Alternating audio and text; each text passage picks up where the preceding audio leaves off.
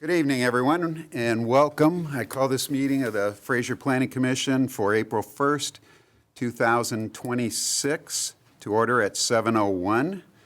Will you all please turn off or put on silent all cell phones? And if you'll join me in standing and starting our meeting with the Pledge of Allegiance. I pledge allegiance to the flag of the United States of America and to the republic for which it stands, one nation, under God, indivisible, with liberty and justice for all. Thank you. And if we could have, I guess we're going to, Stay standing. if we can have our newest or recruit or members, Newest reappointments. reappointments. What a crowd. Yeah, Everyone's right? here for this? You're all here for this, right? Just for you guys. Folks, raise your right hands and repeat after me. Repeat after me. I do solemnly swear I do solemnly swear that I will support the Constitution of the United States that I will support the Constitution of the United States and the Constitution of this state, and the Constitution of this state, and that I will faithfully perform the duties I will and that I will faithfully faithfully perform perform the duties of the Office of Planning Commissioner of the Office of Planning Commissioner in and for the City of Fraser, in and for the City of Fraser, County Macomb, County Macomb, State of Michigan, State of Michigan, according to the best of my ability. according to the best of my ability. Welcome back, folks. Thank you. I'll date it. Okay, welcome back to your new term. Why don't, I'll wait for I don't. August. Roll. Bob's got me. So now we'll begin with roll call. If Mr. Clerk will please do that. God, I can do everything. Okay. Commissioner Barr, Here. Commissioner Zarnecki, Present. Commissioner Farina, Here. Commissioner Kyle, Here. Commissioner Meyer, Here. Commissioner Tuller, Here. Chair Warnick. Here. That is a quorum, sir. Thank you very much. Now we need approval of our agenda for tonight. Is there any discussion or comments on that? Seeing none, if we can get a motion. I'll move to approve the agenda as submitted. We have a motion by Commissioner Farina, support Oh, go ahead, by Renee. Commissioner Meyer. We'll go with that. Okay, thank you. So item number 4, opening remarks. Okay, tonight's meeting will follow the agenda that was posted online and has been printed for you here. Before we begin, it's important to let everyone know that the Planning Commission is created by state law. The commission is comprised of 7 members, all of whom have volunteered to serve. Members are appointed by the mayor and confirmed by city council. The role of the Planning Commission is to plan and promote the efficient, coordinated development of the city for the health, safety, and general welfare of its residents. We are not here to negotiate with applicants or allow everything an applicant is requesting. However, the Planning Commission does have the power to approve certain requests and recommend others, depending on the nature of the request and whether all the standards in the zoning ordinance have been met. Planning Commission may also impose conditions on a proposed project in order to ensure that those standards are met. Other individuals here with us this evening are a legal representative from the legal firm of O'Reilly Rancilio PC, Mr. Don Denault, our city planner, Representative McKenna and Associates, Lauren Sayre, and the city clerk, August Gischlag, and representing the Fraser Building Department, Mr. Bob Logan. And since we have a public hearing tonight, the procedure followed by the Planning Commission for public hearings first involves the city planner providing an overview of each case, and after the overview is completed, the applicant will be asked to provide additional information and answer any questions Planning Commission members may have.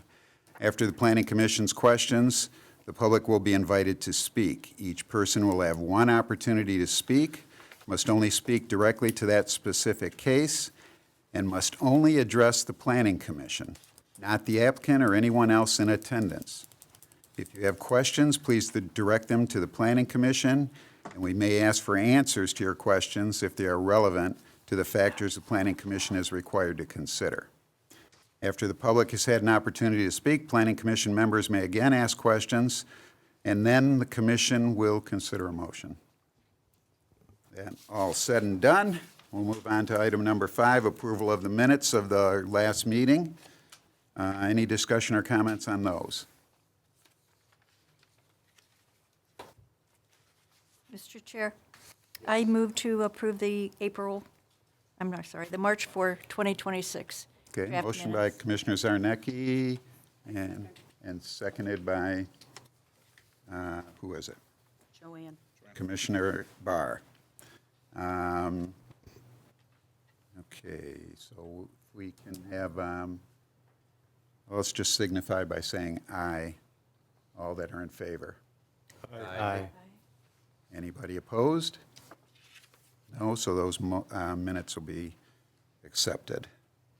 So we can move on to our new business, and we'll start with a presentation of the zoning ordinance text amendments, Section 32, by Ms. Sayre. Thank you, Chair Warnock, and a slight correction, is Chapter 32, so apologies about the misprint. But yeah, I believe we wanted to provide an overview of the zoning ordinance update. The Planning Commission is very familiar, having helped create this ordinance update, but to provide some context on what exactly it is, what goes into it, and what changes broadly are being proposed. So, to kind of set a baseline, a zoning ordinance, these are local laws that regulate how land and buildings are used, how they're developed. It impacts things like the height of the building, the setbacks, how far it can be from the street or your neighbor. Zoning ordinances are adopted by the city, by the highest governing board, which will be City Council in Fraser. And zoning ordinances serve as the primary tool for implementing the vision outlined in its master plan. So that leads into sort of what's a master plan. So I know there's been some confusion over, is this some sort of development plan? Is this some sort of, we've concept plan with renderings? But the master plan it's a strategic long-range policy document that helps guide how the community grows and develops. So by state law, it's required to be reviewed every 5 years. The last time that the Fraser Master Plan was updated was in 2021. So I believe we'll be looking to do a master plan update this upcoming year as we're coming up on that 5-year time horizon as well, reviewing it. Again, the master plan is adopted either by the Planning Commission or Council under Planning Enabling Act, and this lays out the vision for land use. It's not a plan to acquire property. It's not a plan to, develop property. The city is not a developer. So why are we updating the zoning ordinance? First and foremost, the current ordinance is more than 30 years old. It was last updated comprehensively in 1996. So a lot has changed since then. It's become increasingly outdated, difficult to use for folks. So this update's designed to help simplify and modernize the code, making it easier for not only businesses but also residents to understand and use the zoning ordinance. And it also, again, it is the primary tool in implementing the master plan, which is the vision for development in Fraser and growth. So to address some of the frequently asked questions, the frequently asked question sheet's also available on the table if that's something you haven't seen yet, but some of the common ones that we've been hearing. First and foremost, understandably, everyone's concerned with property taxes. Does the zoning change impact my property taxes? And so zoning is not part of the calculation that assessing looks at. Assessing looks at what is on the property, what it's being used for, and assessing the real value of that. So zoning does not directly determine how much a property owner is going to pay in taxes. Is the city planning to take my property? Again, simple, straightforward answer, no. The city's not interested in doing any of the development of anyone's property or anything like that. Does the zoning change mean I have to change my property? Again, no. Anything that's previously approved, that's being used, legally is allowed to continue. That's the nonconformity. It's a very typical thing in almost all ordinances, but it allows essentially for that use to continue. as long as it's still being used that way. And then finally, is the city planning to develop high-rise apartment buildings? No, again, city is not a developer, no intention of doing that. The maximum height for residential in the residential transition and the residential high density maximum is 3 stories. So that's not even a possibility of a developer developing a high rise with our current or proposed ordinance. To give some background, again, on the update process, I believe we've kind of hammered this point home, but that master plan with the future land use, that gets adopted and that informs zoning changes. And that is the point where we're at right now. What the process looks like, again, broadly speaking, the planning, we did a diagnostic report we're going through the entire ordinance, picking out things that, again, are outdated, things that haven't been working, pain points in the ordinance, working through those.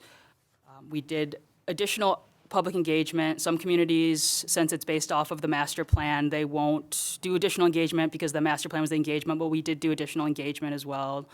From there, we create an annotated outline. What that is a detailed outline for the new layout. So we did move things around, hopefully to make it more intuitive on where to find sections that you're looking for.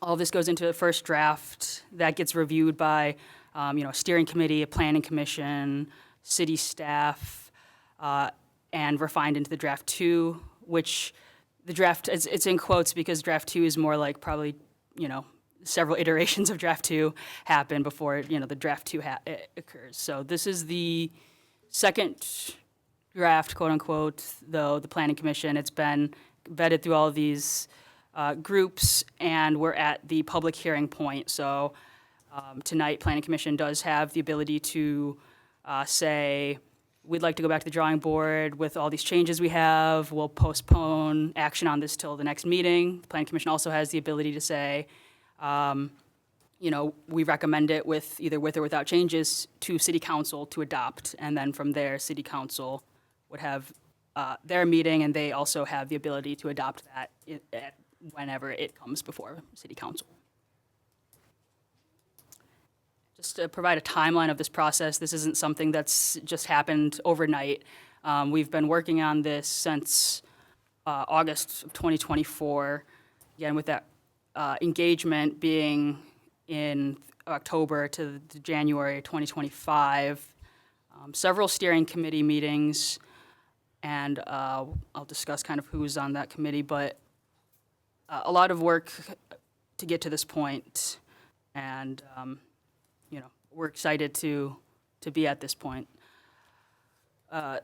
So who's involved in this process? So again, as mentioned, city staff. So obviously planning is driving this. The building department also did review it. Code enforcement reviewed it. Legal, engineering, city manager. We also had a steering committee composed of 2 city council members, 2 planning commissioners, and 2 zoning board of appeals members who have spent many hours and long nights, working through line by line with me. So again, appreciate all of their hard work. And then also, again, residents from the engagement events, but also that 2021 master plan and what went into that. So getting into what's changed, and again, this is high level. It is a lengthy document, but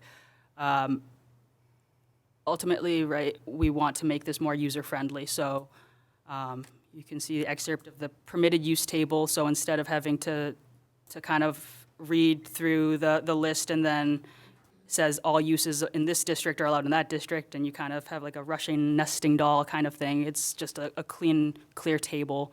Also modernizing definitions. A lot of times the definitions of businesses people want aren't something that's even close to what we have, and we have to kind of make interpretations, so hopefully less of that. Updated graphics, tables, and again, that new organization. Building on that, again, we've expanded uses, so we're considering more uses that have come up over the last 30 years that are more common now. We've also added administrative review processes so that this, again, helps streamline development. So, folks wanting to start a business in Fraser, or folks even trying to do something at their home, they don't need to go through long processes. Should be quicker. Outlining clearer standards, allowing for more flexibility, all of these things kind of tie into that modernization. So my understanding is I've pulled these are the uses, and this is a snip from the ordinance, and this is how we've also have, in addition to the permitted use table, each district has its own page, so it's a one-pager. So to provide an overview of the residential districts at least and the uses, I won't read through all of these, but you can see permitted uses are going to be permitted by right. This means that they don't need to have a special land use. They don't need to have a public hearing. They are allowed in the district. It only needs a site plan if the site's being significantly changed. If it's a reoccupancy of an existing building and no external changes, then it wouldn't need to go before Planning Commission. So in the RL, the residential low density district, it's government buildings and single detached dwelling units. In the RM, that's medium duplex, also permitted by right then, libraries, government buildings again, and then single attached and single detached, that's single family homes and townhome. Residential transition, so a little bit more, we've got triplexes now added as well,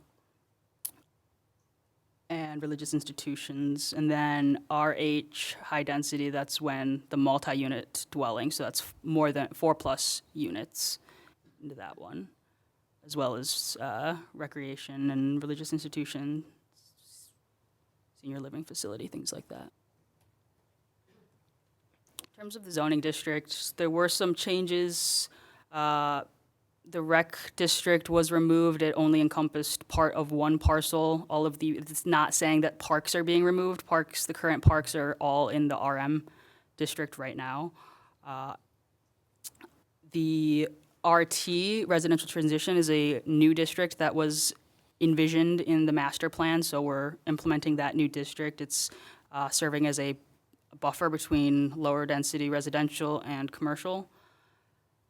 The OS, similarly to the rec, there were only a couple parcels, same with the OR, so those were removed. Those parcels were consolidated either into the commercial neighborhood or the industrial, light industrial. And the naming convention of a couple of them also changed. CBD from Community Business District to Central Business District, and the IR to light industrial, and IC to general industrial. This was just to help with confusion, as the current naming doesn't give a clear indication of what those districts are intended to do. So I've pulled this as more reference, but this is the existing zoning map. Again, these are more reference. Here's the future land use map, and this is the proposed zoning map. The proposed zoning map in the blue, those are parcels that are proposed to be changed. So when we're looking at the zoning map, how we changed that is we started with the future land use map and implementing the changes that the future land use map recommended. Of course, from there, things do change in that time. And so there were some changes based on current development that has occurred that is not consistent with the district it was intended to be. So that is how we get to that point. Additionally, City of Fraser, understands it's a big change, and so all of the properties that are potentially impacted were sent out letters to make them aware of this meeting and those changes. It's not a legal requirement, but it is something that I know the city really felt strongly about encouraging and having that transparency. So it looks like a lot. It's about 10% of the city is proposed to change. So 90% is staying in the same district. Can also, if in discussion you'd like to pan around, I do have the GIS with an aerial that we can always jump to. But I believe that's it from me. Any questions from the board? Any board members have any questions for our planner? None here. Okay. Seeing none, we'll continue. Can we first check with AV if the light is off for the camera? And I'm just curious that that it is working. We're all set then? Okay. Thanks, Ann. All right. So let's call the public hearing at 7:22. We'll open the public hearing. So I want to welcome everybody. It's good to see a bunch of faces in here. We wish more people would come to the Planning Commission meetings so they know and get involved. It'd be great to just have others express interest and get some other input from people. So that's what tonight sounds like it's going to be, is input from you. So I want to be fair to everybody since we have such a big crowd, and we will limit comments to 5 minutes. Can we keep track of that? Sure. Okay.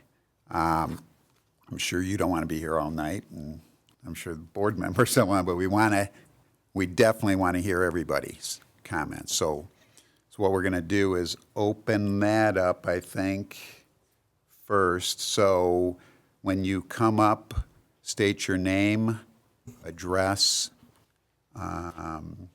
if you have a business. If a business, yeah, we write that Give down. us the business then.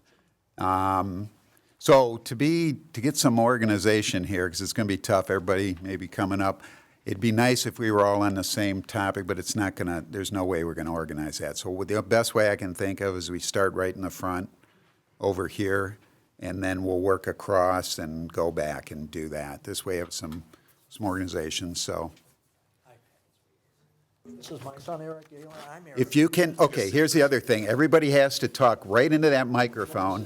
Yes, please. Thanks. So when you first introduce yourself and give us your address and that. My name is Eric Gala. I'm the owner of the Flamingo Motel at 32325 Groesbeck Highway. My family has operated this motel for over 80 years. I was born into this business. My father ran it before me. I received this notice on March 13th, less than 3 weeks ago. This process has apparently been underway for 2 years. I was given less than 3 weeks to understand what this means for my family's most significant asset. A property we have built and operated for 3 generations and which represents the entirety of our family's investment in this community. That is not enough time. I would ask this commission, why is this being pushed through so quickly? Gardens Inn Suites directly across the street stays commercial. Fraser Motel, M97 Motel, Starlight Motel, all stay commercial. Every single motel in the city of Fraser keeps its commercial zoning except mine. The only thing that separates me from my competitors is the road between us. It seems to me that the planning consultant firm that the city hired is billing the city to create master plan amendments without considering the adverse effects it creating on individual legacy commercial properties. Look at my parcel on the map. It's a small triangle. It has been a motel for 80 years. It cannot function as an industrial site. And here is the simple reason why. Once you apply the setback requirements that buffers required under G1 zoning to this parcel's shape, there is no developable space remaining. This designation does not make my property industrial. It makes it worthless for everyone. And this is not just a loss for my family, it's a loss for the city of Fraser as well. No commercial buyer will pay commercial prices for a parcel zoned industrial. No industrial buyer will pay meaningful value for a triangle with no developable space. This parcel becomes a dead asset, generating less tax revenue for the city, producing no economic activity, and sitting vacant in the middle of an active commercial corridor. That is a lose-lose outcome for everybody. No one wins when a viable operating business is zoned into worthlessness. I am not here to fight the city's zoning update. I support the city modernizing its zoning. I have submitted a formal written objection for the record tonight. My ask is narrow and I am flexible on how it is structured. First choice, carve out my parcel and keep it commercial general, the same as every other motel on this road. If the commission prefers, I would also accept conditional zoning that preserves my commercial use right on this parcel while conforming to the industrial rezoning. Either approach works. My counsel advises there are straightforward ways to structure both. All I'm asking for is consistent treatment with my neighbors across the street in recognition of 80 years of history in this city. So I will leave you with one question, and I would like an answer tonight, please. Why am I the only motel on Groesbeck Highway losing my commercial zoning? Thank you. Thanks. I don't know, how are we to respond? And Mr. Denault, if I can get you, are questions, I mean, this can go on all night if we have to, start into that. Or what's your suggestion? Well, I think it's really up to you and the members of the commission in terms of whether you want it to become interactive or whether you just want to take the questions, and with that understanding, we can keep track of the questions. If there are questions that need to be answered another day, we can get answers for you through administration. If there are things that we can answer tonight, maybe we just get them done and out of the way in the moment. Or maybe we save them until everybody's had a chance to speak and then we get back to them. It's really your call based on what you think this is going to be and how long it's going to take. Okay. As long as we can, I'd like members to become interactive with this, but some, of course, questions may not be able to be answered right away, and we could maybe look into things that we have to for that. But if anybody on the board has any questions for Mr. Gala or answers to any of his questions. I don't have any questions. I think it was very well put.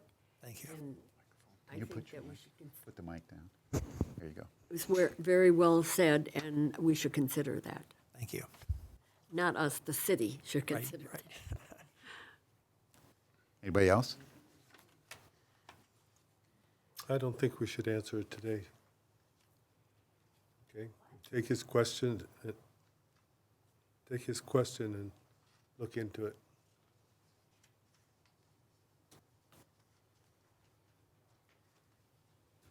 Anybody else? Commissioner Zarnecki. Oh, okay, I do. I appreciate your being here, Mr. Gala. Can I ask legal, is there any way that we can pull a parcel out and have it be consistent with everything?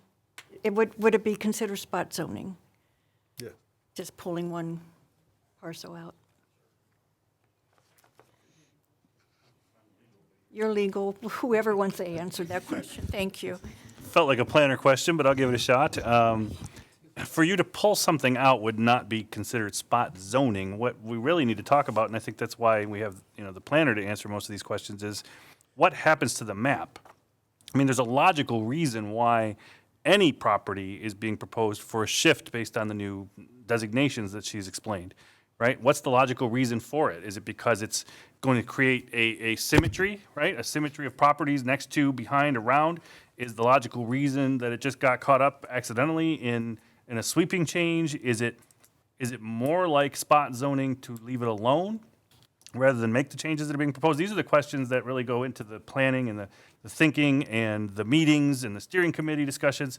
Those kinds of questions we have to presume were answered, but not for every individual parcel, because we didn't know people would have the questions they have until they get here tonight. So I think that's really my thinking is it's not spot zoning to take something out tonight, but what does it do to the proposed map? Does it make it look like that? And is there a logical reason why you wouldn't want commercial, industrial, right? You don't want that staggered look. You want that theme, that consistency going forward. And then that's why we have transitional uses, right? Because after you get past that thematic sort of symmetry, it has to transition down to something a little less intense, a little less intense, a little less intense, or a little more intense, a little more intense, a little more intense.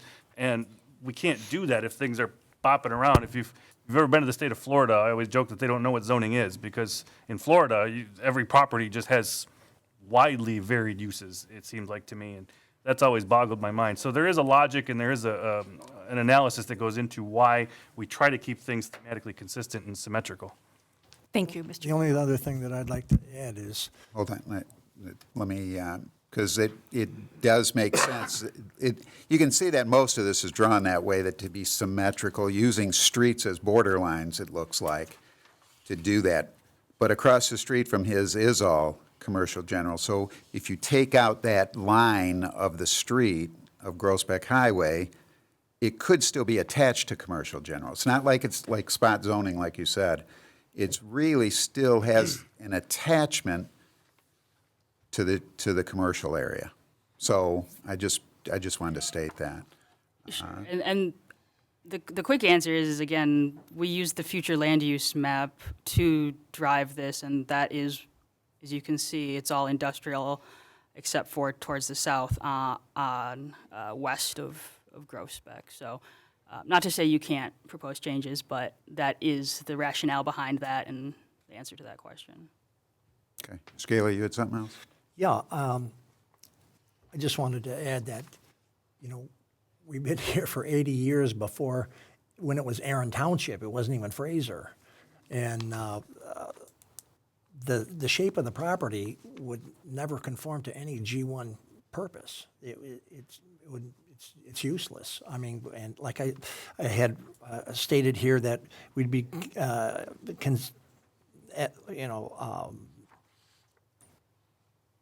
having it GI or industrial and commercial, we wouldn't have a problem with that. I mean,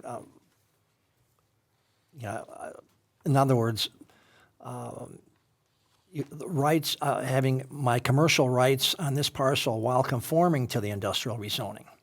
So that's a viable solution. I guess I want to be fair to everybody and give them their 5 minutes, and, we could sit here all night and go over this one. I just want to I thank you for bringing that to our attention, and maybe we can, we'll have further discussions as we go. It's going to be one of those things where it's kind of tough to just make a commitment to something right away without discussion, and that could, maybe whether we somebody moves to maybe the next meeting or something, but we'll definitely keep you aware, unless a member does have. Is this something that we need to, if we do make a motion for anything, we got to do it all at once? Oh, I wouldn't make a No motion motions, individually on the. suggestions or? No, I think this is when you kind of gather the feedback that's going to drive the discussion after, which may or may not lead to motion tonight. That's what I'm thinking. Okay. So thanks for the comments, and that's what we're going to pretty much do is get comments from everybody and try to piece this all together. It's a big thing to take in. Thank you. Thank you for your time. Thank you. Next, is it anybody over here? No? Nobody? Let's go there. Nothing? Anybody there?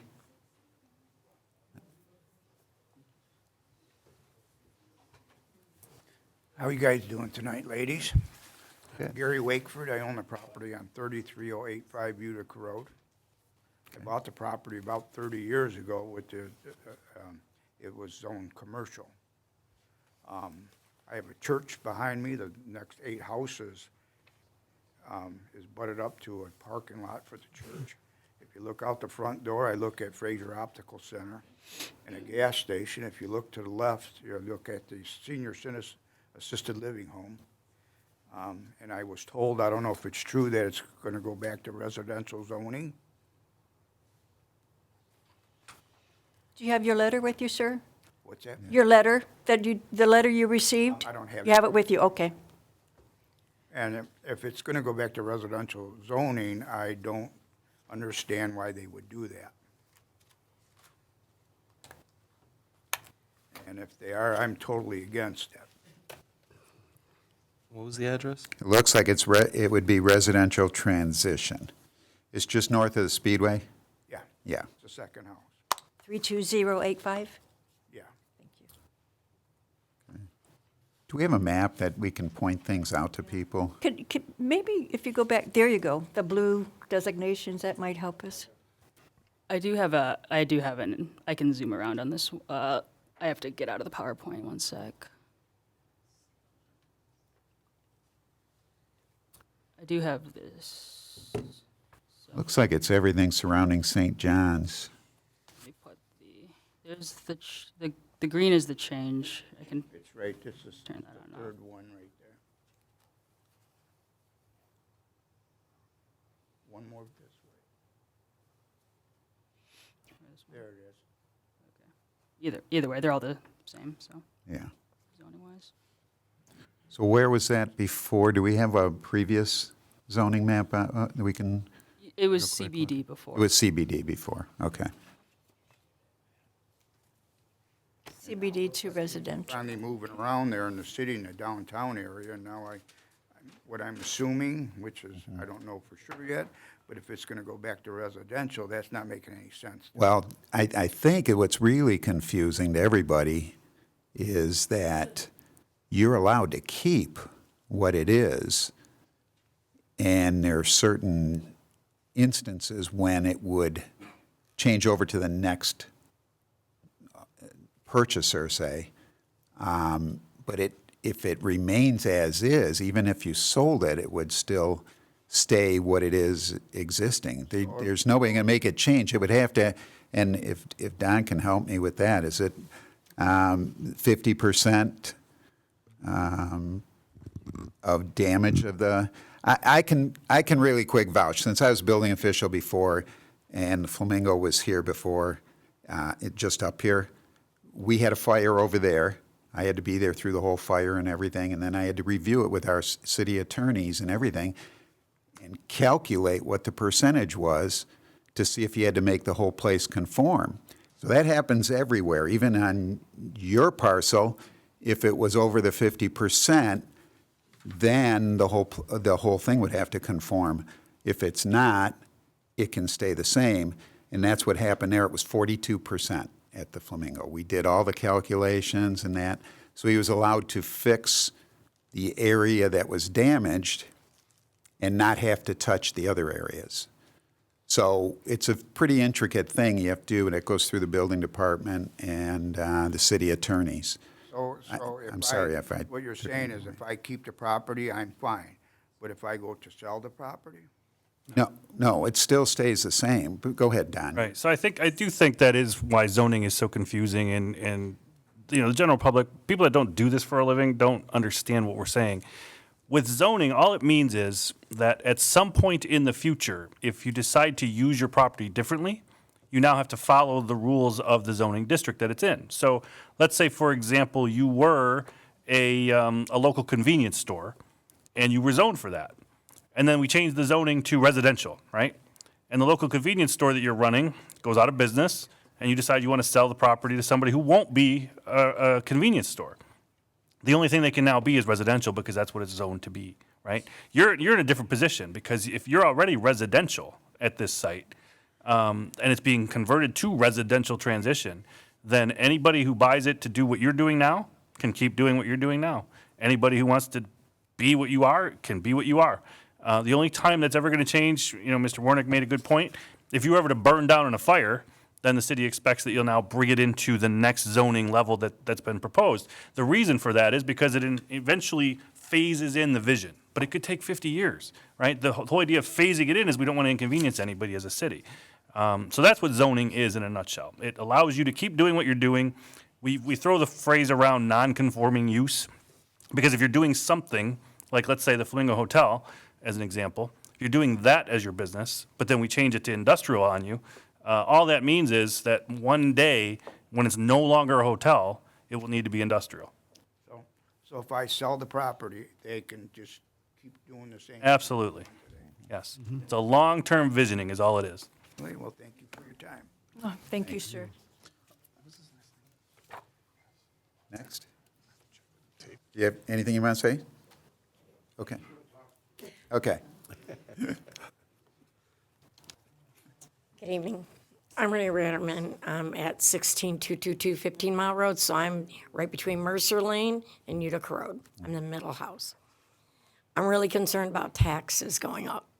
You say you won't raise them, but my taxes are very high. They're excessively high. And if you rezone it to high density, it could trigger an assessment, and it has potential to be raised for what the property could be in the future, not what it currently is. Okay, so what are you currently and what are you, let's see, if you're on 15, can we go to that? I'm right on 15, I'm the middle house, there's 3 in a row. To Runs to- which way of Mercer? Mercer, I'm west of Mercer, east of Utica. There's 3 homes, I'm the middle home. Let's see if we could, That's me. Those are all RL to RH. in RL to section. RH then. In those couple parcels, it's only a few of them. But Now, my property's unique, they're very large, they're just under an acre. So they're very large parcels, all 3 of them in a row.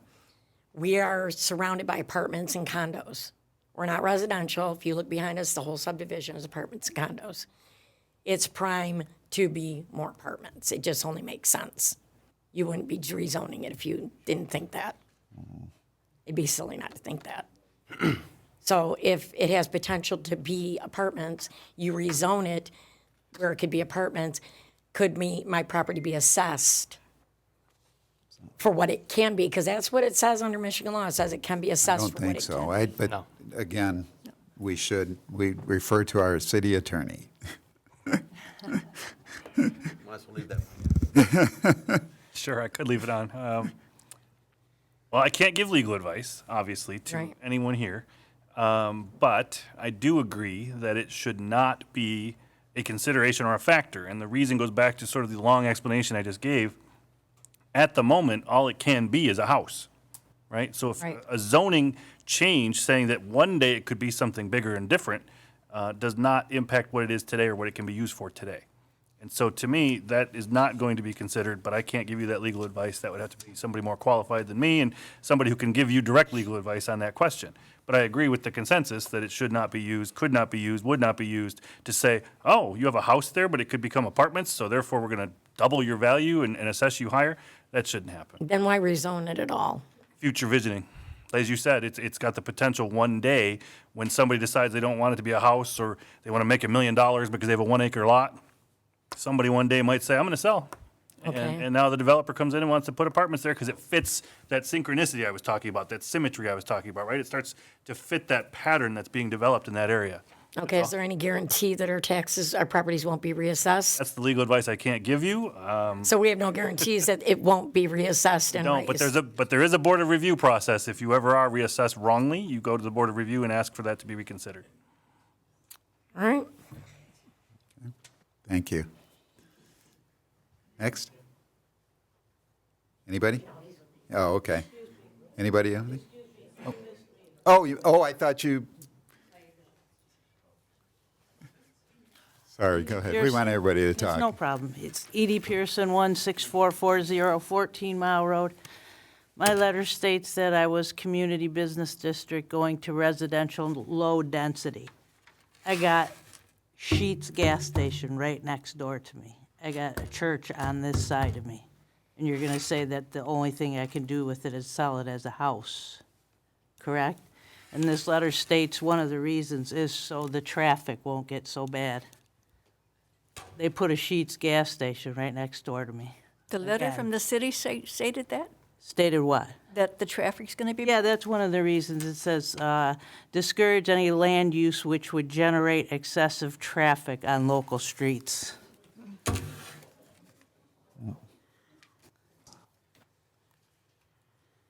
My hope was, when they put sheets in, I said, well, I'm commercial business, maybe somebody will come along and say, hey, we can draw business off of that, let's buy that piece of property. And another thing, I was asking about getting something to help me, this isn't the time, but put up a, don't block my driveway. Sheet's driveway touches my driveway. There's nothing you guys can do, said it's a Macomb County thing. I called Macomb County and they said, you get nothing. Can you give me your name again, ma'am? Edie Pearson. Thank you. So I object, I spoke to an attorney, I object on spot zoning. If it makes any difference, my package said I'm grandfathered in as CBD. I don't know if that's legal, whatever that means, so, You'd be able to keep what you got. right. Highest and best use, low density residential sure doesn't seem right there. Lauren, can you pull that up on the map? It is right here, sorry, maybe I'm too zoomed in, but there's the corners where Sheets is. Okay. So this whole section to the library, that was envisioned in the future land use as continuing to be CBD. This was one where when we discussed cutting the CBD at Utica and having it east because of the Sheets development, these parcels kind of got absorbed into the RL nearby. So I think these parcels here definitely warrant a discussion on the kind of the development in this area, and if this was the appropriate to move them into the district to their west, or if it's more commercial or should be. Okay. So We can add that to our list, too. Thank you very much. And I just want to say, you guys keep mentioning the master plan. It was thrown out the window for Sheets gas station, so. Yeah, Yes. Sheets changed things. Yes, it did. Thank you guys very much. Okay. Let's continue here. Anybody there?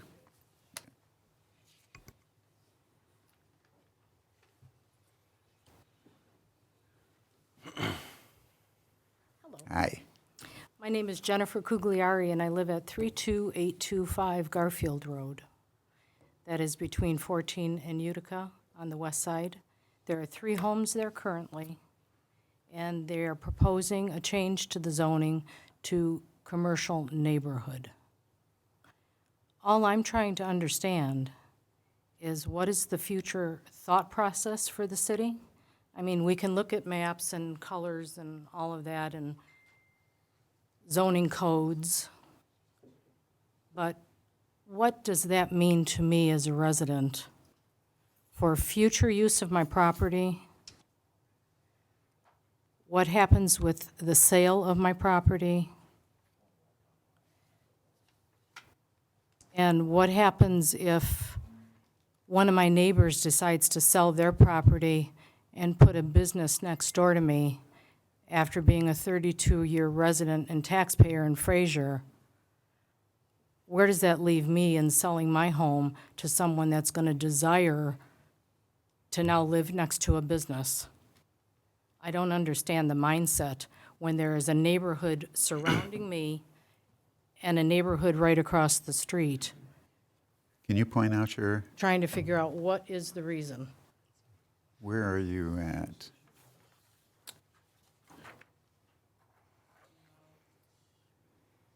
You're on the One that's east side next of to Garfield? Businesses. On the west side of Garfield, there are West side? 3 homes on the south of Park Street. There are 3 homes South of Park. between, and there's just 3 homes between, and then there's, from Park Street, there's a small strip mall that sits vacant currently. The next thing over is the dentist office, and then the church. And all I'm thinking to myself is, what is the master plan for that area and why? Well, the master plan was what this basically generated this change. So Well, who generated the master plan? Is this that was an AI through- formula, or, No, it was who's through making the years- decisions? It was through years of involvement, surveys, like Lauren gave the explanation of how it came about, kind of, and it's like, so it went through meetings, a lot Well, I of people understand were what the process invited. the process People that you had an went opportunity through. to speak then and, put in, but I never got any letters that there was any zoning changes proposed at that time. I don't know. I I don't received know the nothing. process of what, if it was just noticed in the paper, or Oh, well, is there? I was, And didn't change anything. No, it didn't change anything. Master plan's our vision. right, yeah, it doesn't okay. change. So what is the vision for that strip of property there? What is the What future is the vision? master plan? Lauren, can you help us? well, Yeah. what is the master? The master plan for that area? Well, Well, so since it's being proposed to change to commercial neighborhood, it's to have commercial neighborhood or uses that are compatible with that. And so what are those uses specifically? Is there a definition? Yes. There was at the top that the letter, that's the intent statement, that's from the district. We can, Nobody specified in that letter what types of businesses are permitted in commercial neighborhood use. There's a lot of It them. was a very vague I could- letter. well, the letter points to the ordinance. The ordinance is 200 pages when it's printed. I think it's on page 40 of my ordinance, I think. Yeah, I do have the CN, it's Yeah, up there we right go. there, yep. Those are your uses. So the letter was to direct you to the ordinance so that you could, look at parts that were relevant, but I went on the city website, I couldn't find the specific use for commercial neighborhood. Right there. We can run a copy of that for you. Not today, but if you come back to City Hall, we can do that for you. Oh, I did come back, and they told me they didn't have that information Here. at the building department. Sure. I came before the Like I say, meeting. we'll take care of you. Meet us after the meeting.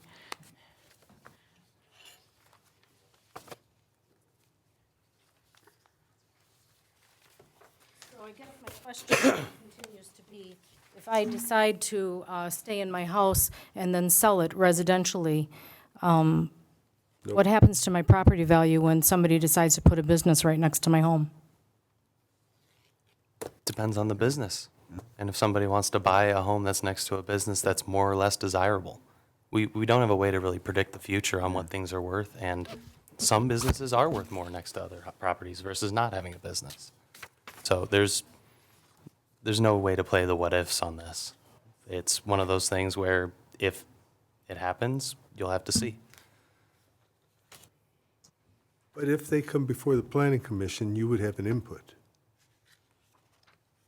You know, you would be notified that there's this going in and they're coming for a site plan. Am I saying that right, Lauren? And she would have, well, if a new business developed, if it was a permitted use, it wouldn't require a hearing, but if it was a special land use, it would. Because they said if you want to turn your house into a business, that it makes it a lot easier. Now you don't have to come and ask all kinds of questions, and because you're already in this supposed permitted use. I just think that the city does not take into consideration the residents and actually look at how the current properties are being used. I mean, it's just like the gentleman that has, That's why they allow Motel. you to keep using it the way it is being used, but I know what you're saying too. But that can go all different ways, because you can have people come that want to buy all them up and give a premium and put a business in that location, say. There's so many ways this can go. right, I And understand it can that. benefit you by monetarily wise, great. And But we're it's like, talking about a we don't know. We can't predict 14,000 the resident future. city. We can't. of can't predict the Fraser. future. It's only, it's 4 square miles, so, That has vacancies all over yeah. I and can't- unoccupied properties. can't That means address someone's anything. probably not going to build another building next to you anytime soon. You know, there's like 6 or 7 different commercial businesses within, 500 feet of your house? I understand that it's like, a little bit of a change. but point it is, also my doesn't- home- It also doesn't change anything that you have to do right now. And quite frankly, all it does is it gives you a path forward in the future if you wanted to do something different. You don't have to. Nobody's forcing any changes to your house. Excuse me, we could go on, and this is way past the 5 minutes, so I want to understand. give everybody a chance. I'm sure some of them got to leave at a certain time So or will get there out. be additional meetings to discuss these, or is there someone that I can actually meet with? Because I have to be honest, when I spoke to Lauren directly, because her name was on the letter, no answers were given in that conversation either before this meeting. That's what this meeting was about too, to kind of help So- with things, but we will. I'm looking for make your- answers. Yes, and all you need to do is come forward to the building department, and they can direct you in the right place. I would like to go know a name of who I can whether it be the specifically meet planner. with to have my questions actually answered. Yeah. I would start with the building department, and they'll direct you to where. I visited the building department before this Okay, I meeting. can't answer for any of that. They told me I needed to just come to this meeting. So you're not really helping me at this point. We can't. Okay, very good. Thank you. Thanks. Okay, nobody else there? Let's go back to you. Yeah.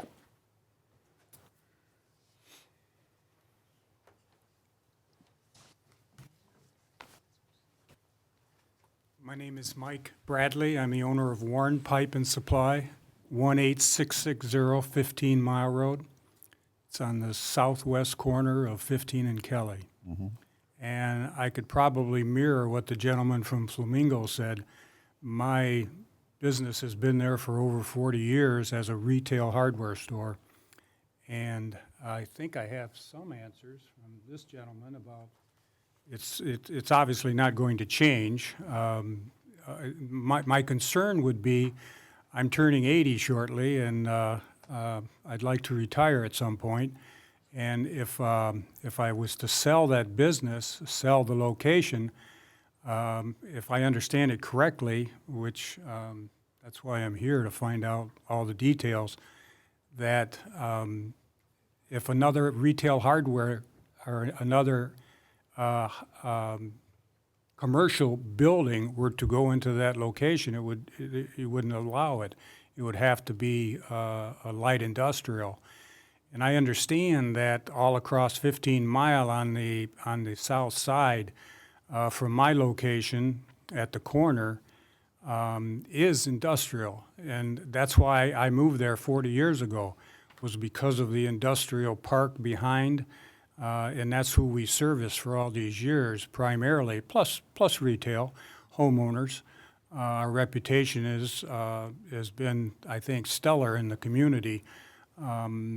So I guess my question would be, if in fact, let's say Ace Hardware, which we're affiliated with, wanted to move an Ace Hardware in there at some point in time, would they be able to do that, or is it being, once the building or property is sold or the business moves in there, would it have to be light industrial? Everything on the opposite corners, the other three corners, are all commercial buildings. Gas station, Cox Collision is on the corner, the east corner, southeast corner. Cross is a gas station. So that corner is really set up to be a commercial corner, as far as I'm concerned. And to change it to industrial, if that's in fact the intent, if I were to sell or change owners, would it in fact, could we get a variance somehow that if it would be commercial building, could it stay that way, or is it in fact going to have to be light industrial?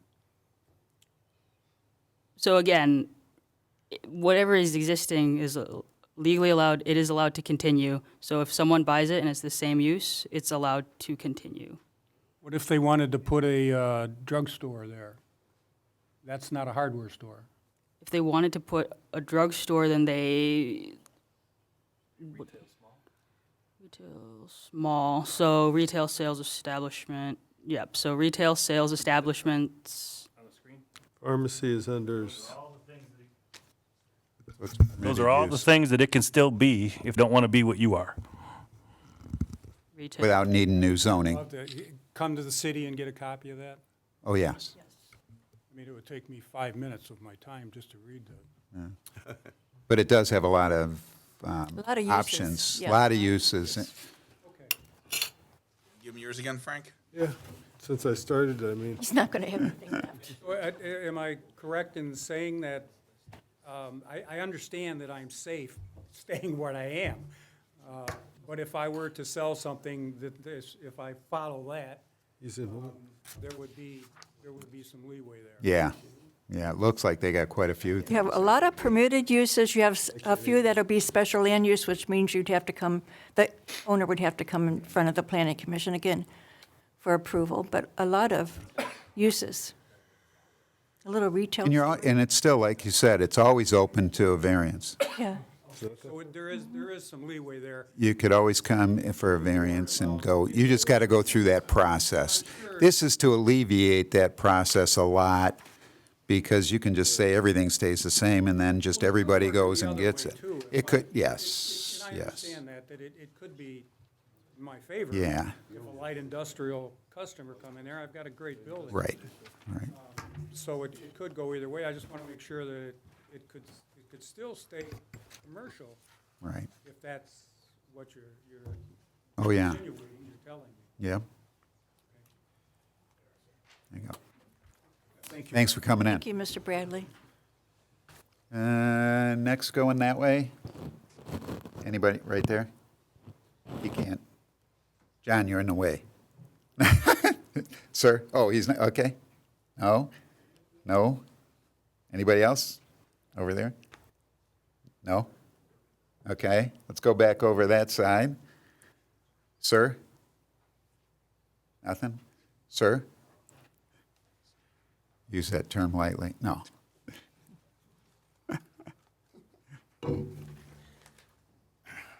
Randy, just like old times, both of us in the hot seat.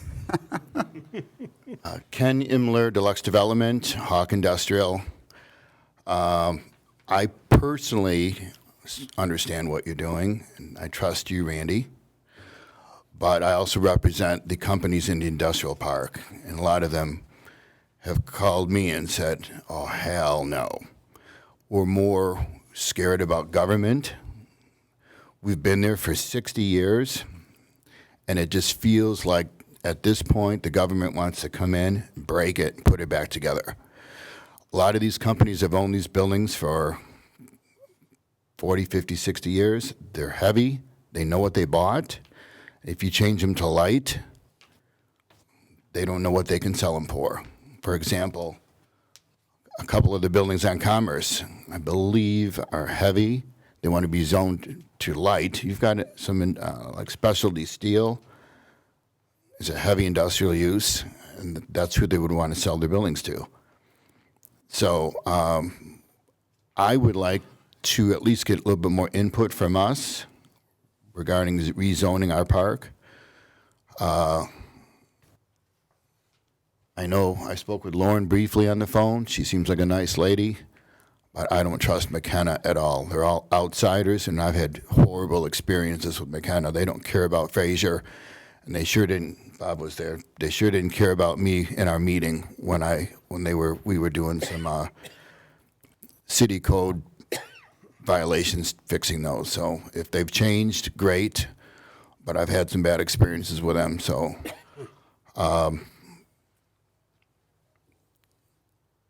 What's the process moving forward now? How long will there be a vote on this today? I really don't think so.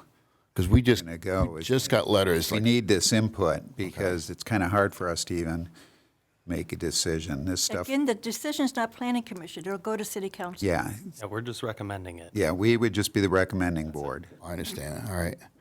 Because, yeah, we just got the letters this week, and you know, when it sunk in, my phone started to ring. And I think we all just want to get it right. I think, yeah, put a package together, too, of yourself, like if it's only been a few weeks and you really haven't been able to concentrate, take those areas, now that you've got the actual new zoning map, that it would be the proposed, and kind of put something together showing the change from this to that, and give some kind of background that we can maybe, once it's given to the planner, they could forward to us, and by the next meeting, maybe, if that's the way we go, the direction we're going, it sounds like this is gonna have to go on a little. You know, this isn't an overnight thing. So I think that would be good to give us your input a little more formally. You know what I'm saying? Yep. That would be good. Yep. It's kind of hard to just visualize this whole thing that way. I mean, the process, it's been a long process, but it's not been that detailed where we went to this one, that one, and did this and that, you know, I'm sure there's still some flexibility with that too. And I also don't want to sound like an immediate no.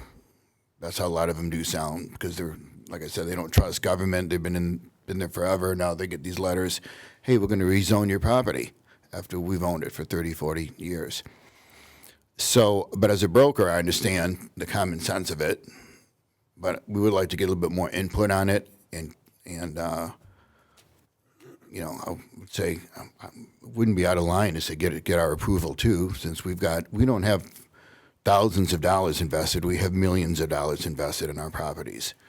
Our futures are there, and a lot of us come to this town to run our businesses. A lot of us don't live here, but we're invested here. So we would like a substantial say in that. When is your Represent next? a big number Yeah. of the people there. When is your next meeting? Next meeting is the first Wednesday of the month, so it'll be the next month. Okay. May's, I don't know the exact date, I don't have the calendar right there. Okay. But any input before, in our preparations maybe, through the planner, and organizing, I think that's the best way. Okay. Because we can head off things, try to do things, try to put a package together that's acceptable kind of and can go in front of council, because council is going to be they're the final say. Okay. Just that recommending board, that's all, and that's why we have this, so that we can get your input.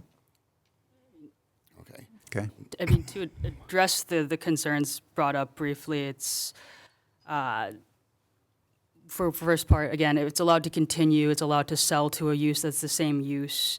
But further, both the general and the light industrial, so in the light, heavy manufacturing is a special land use, but it is still allowed, it just requires a special land use. And then light manufacturing is permitted in both districts. In the general, it's permitted by right for the high intensity as well. So it's still paths forward for these manufacturing businesses if that does help alleviate some of the concerns on operations. And another business owner told me he got also another letter that they're going to start going through the ordinance people and going through the buildings and picking apart some of the businesses. I hope that doesn't happen. It almost seems like when the city is running smoothly, let's go pick on the industrial park. I just hope that's not the case. There's a lot of stories get generated and stuff like that. No? Yeah. Well, I will have a chat with that person. What's the date today? Today's the 1st. April 1st. April 1st. You got us. It's April Fool's Day. This is a Fool's Day joke. Okay. Where's the cameras? All right, thank you. All right, thanks.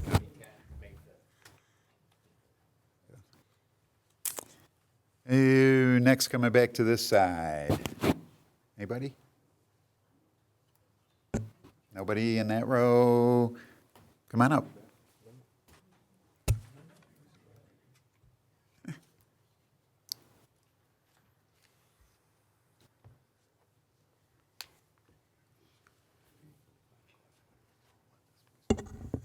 My name's Angela Bennett. We are the proud owners of the little golf course in the city.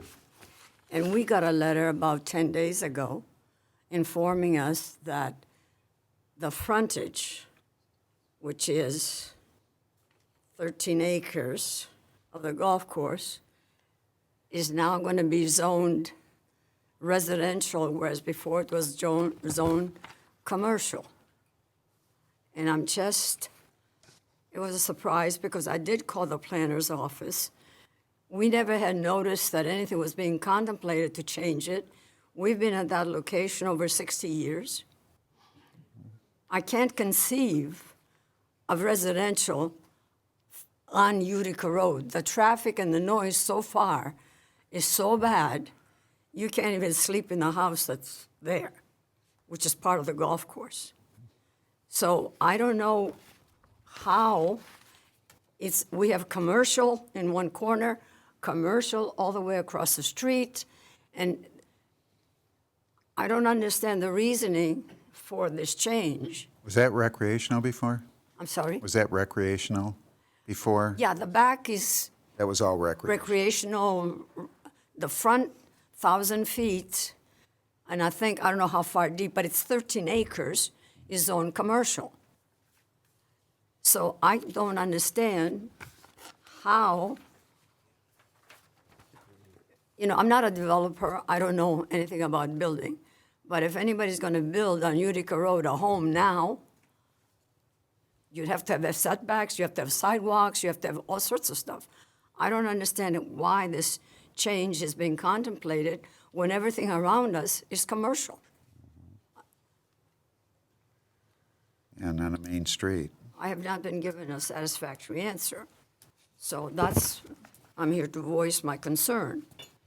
My husband unfortunately cannot come personally.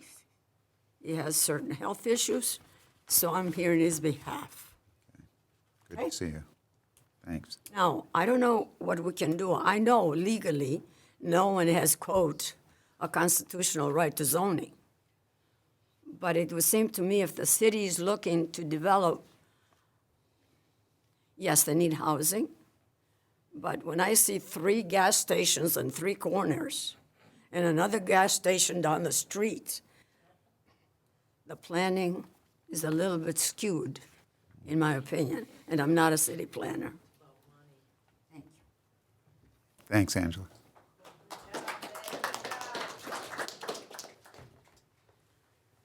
Okay, I think we're done with that row. Let's go back over there. What's that? Could I make a comment? Yes. Sheets is continually brought up.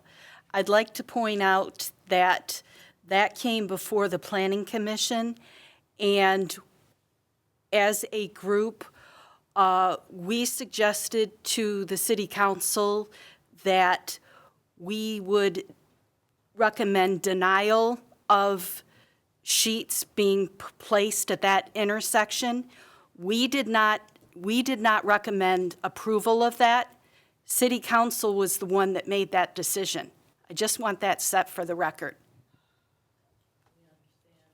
Okay, thanks. Well, that's what happened in this case, because I was the one that set that motion in place. So we did not, as a commission, we did not say that we would grant or suggest approval. So I just want that set for the record. Thank you. Okay, in the back, on that side? Yeah, come on up. You never were up yet. You still got 5 minutes. It's a little bit different than everybody else's. Can we get your name and address? Charlotte Mikulowski. Address? I'm Your address? 17553 14 Mile Road. Okay. Would that be near Fraser Avenue, Fraser Avenue? Okay. and it's, Way over toward Groesbeck. yep, going to be Second house after Fraser Avenue on the north side. that one, the next one, that lot. Okay, a larger lot. My question is, what's the advantage from going from residential medium to residential transition for my future and if I sell? That's kind of what I want to know. What's the advantage to it?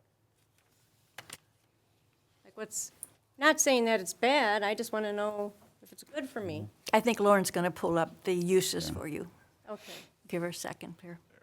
I will note that advantage is different to different people. Some people value different things. So, personally for you, I wouldn't be able to speak to that exactly. But the residential transition district allows for more uses than the residential medium district. Okay. So it allows for,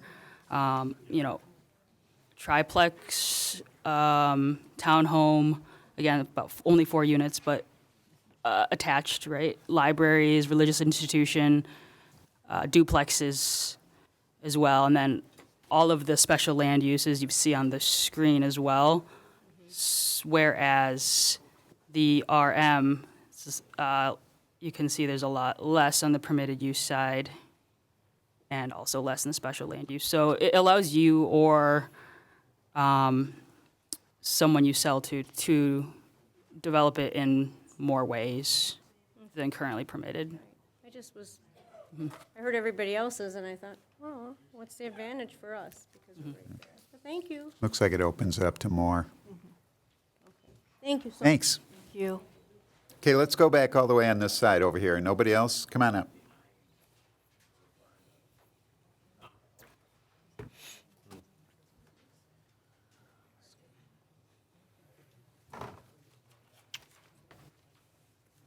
Hi. Hi. Robert Wojcik, 34600 Hayes.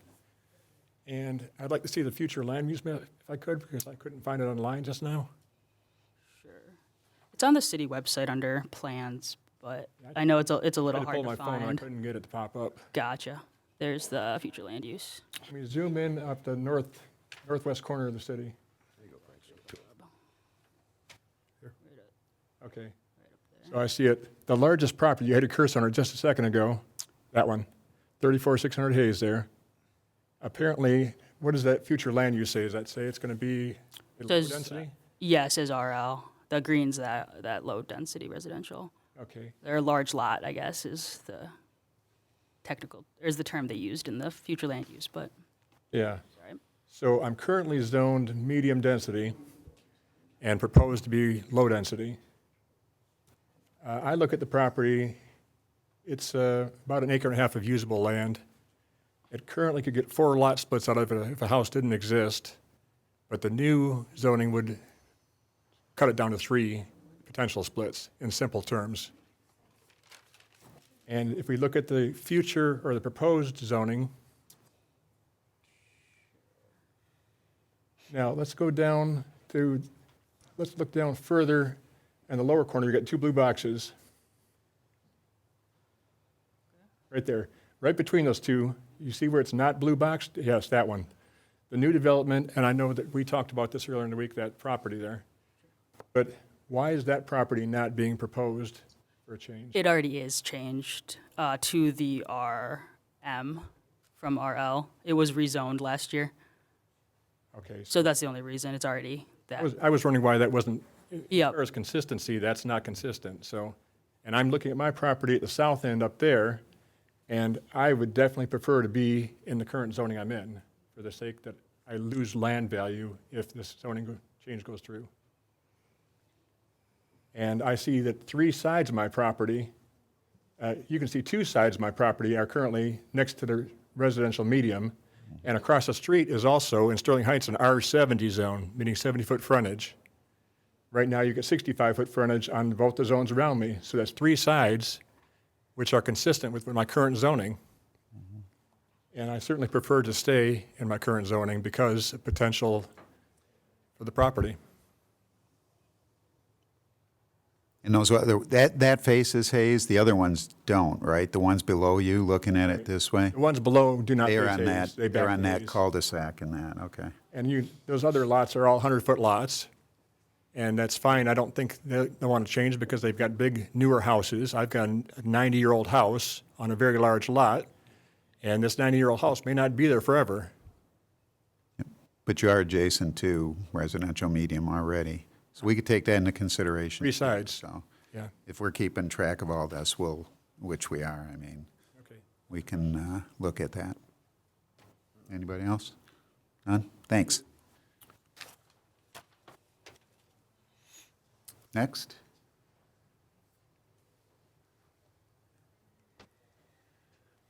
Hiding in the back there. Roy Rockensus. I own property on South Otto. I'm the only one that owns property on South Otto right now. And you're putting me in the CBD. And when I talked to Lauren on the phone, I asked if I still would be able to. I'm planning on, those lots are big enough where I can actually split possibly get 3 for sure, 4 total. There's 1 house on the property. And if I split those, would I still be able to put residential? Lauren told me it would be residential transition, but I don't see how that could be when you've already tried to, or incorporated me into that. And you're saying all those houses on Klein are gonna go commercial business district?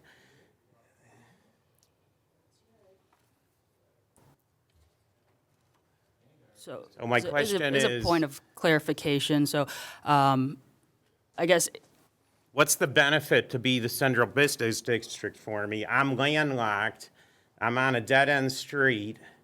I understand what you're trying to do. You're trying to fill the triangle out on Klein to Garfield, but there's still a lot of residential houses there. I don't see them moving anytime soon, but what does it do? I'm backing up to all residential. There's, the only thing that's commercial to me, or I don't know what you call it, is the Schatz Market parking lot, which when that was built, it was never built to code because it was supposed to have a concrete wall between my property, and it never did. They kind of slid that under the, but what can I do with that property then? Sure. I bought it as residential. I was planning on, now I have a house on there. I don't even know if I want to, you know, I was, you know, gonna redo the outside of it and everything, but what's, you know, I'm landlocked, basically, in essence. Unless somebody on Garfield or Klein, because I don't see that street becoming a commercial business district, which I also find unbelievable because there are, I know you're doing this for long term, but there's so many vacant properties. I mean, CVS is empty. There's empty on the south side of 14 in Garfield. There's empty on the east side. So what do you think you're going to draw in there? 20 years ago, I heard how, you know, a big box store was going to go in there or something. Well, that never happened. And I could have sold back then, and then I held off. Somebody was interested in the lower property at that time. And I just invested in the north property thinking I was going to be able to do what I want with it. So is in the central business district, right in that center there, there's residential all around me except for that one little strip plaza. Am I going to be able to? There's no feasible way to do anything with that unless they bought all that the other residential areas, the other residential lots to join it all together. No, I understand that. Yeah, that's the only way. So it could be a profitable thing if something like that happened. I heard that Let's go 20 back years to ago. let's go back to 2000. I heard that from you, Randy, Let's 25 go years back ago. to 2006. Yeah. When I was approached, when I was building official, and somebody came to me here from a big company in Chicago, and they wanted to buy all that.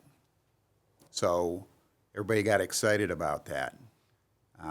Most of those people there's a lot of them that have died. You got new homeowners and a lot of them that it's completely different now. But at that time, they were ready and kind of gathered everybody. Everybody was excited about it because they were given good money for their property and their house. And those people could have moved to somewhere and got a nice place, and it was looking great. And then the economy came. Well, I never was approached. And it changed right at that time, and they pulled out. So what looked like it was going to be something, that potential's always there. I know. There could be a company come in and wants to buy that whole thing, but there's no guarantees. That's the problem. And you get something like that where this company had the money, and it was looking great for everybody. But now then the economy, 2008, it changed everything. And so the same thing with your property there. It really has no commercial value there unless somebody buys the other areas and joins it all together. So I know what you're talking about. So it makes sense for what you're saying. How do you do that? You get that little area there to be that? I mean, that's the good thing about this, that everybody can stay the way they are. Okay? But I see your concern because now you got to split those lots, and all of a sudden that changes everything. So now we're back to meeting how do you meet it even in there? I mean, there's no access for businesses in your little parcel. So it kind of, I understand that. So you're telling me if I split those lots, then it automatically becomes central business district? That's the way it would appear to me, and that's the way I still take it. If it's rezoned as that, then it would Yeah. still, so whatever the zoning is, when you split it, it's just two parcels that are whatever Mm-hmm. zoning it is. So that's the kind of stuff we need to look at. You need to make that, put that in some kind of thing to us that we can look, because it makes sense. What you just said, I didn't even look at that before, but your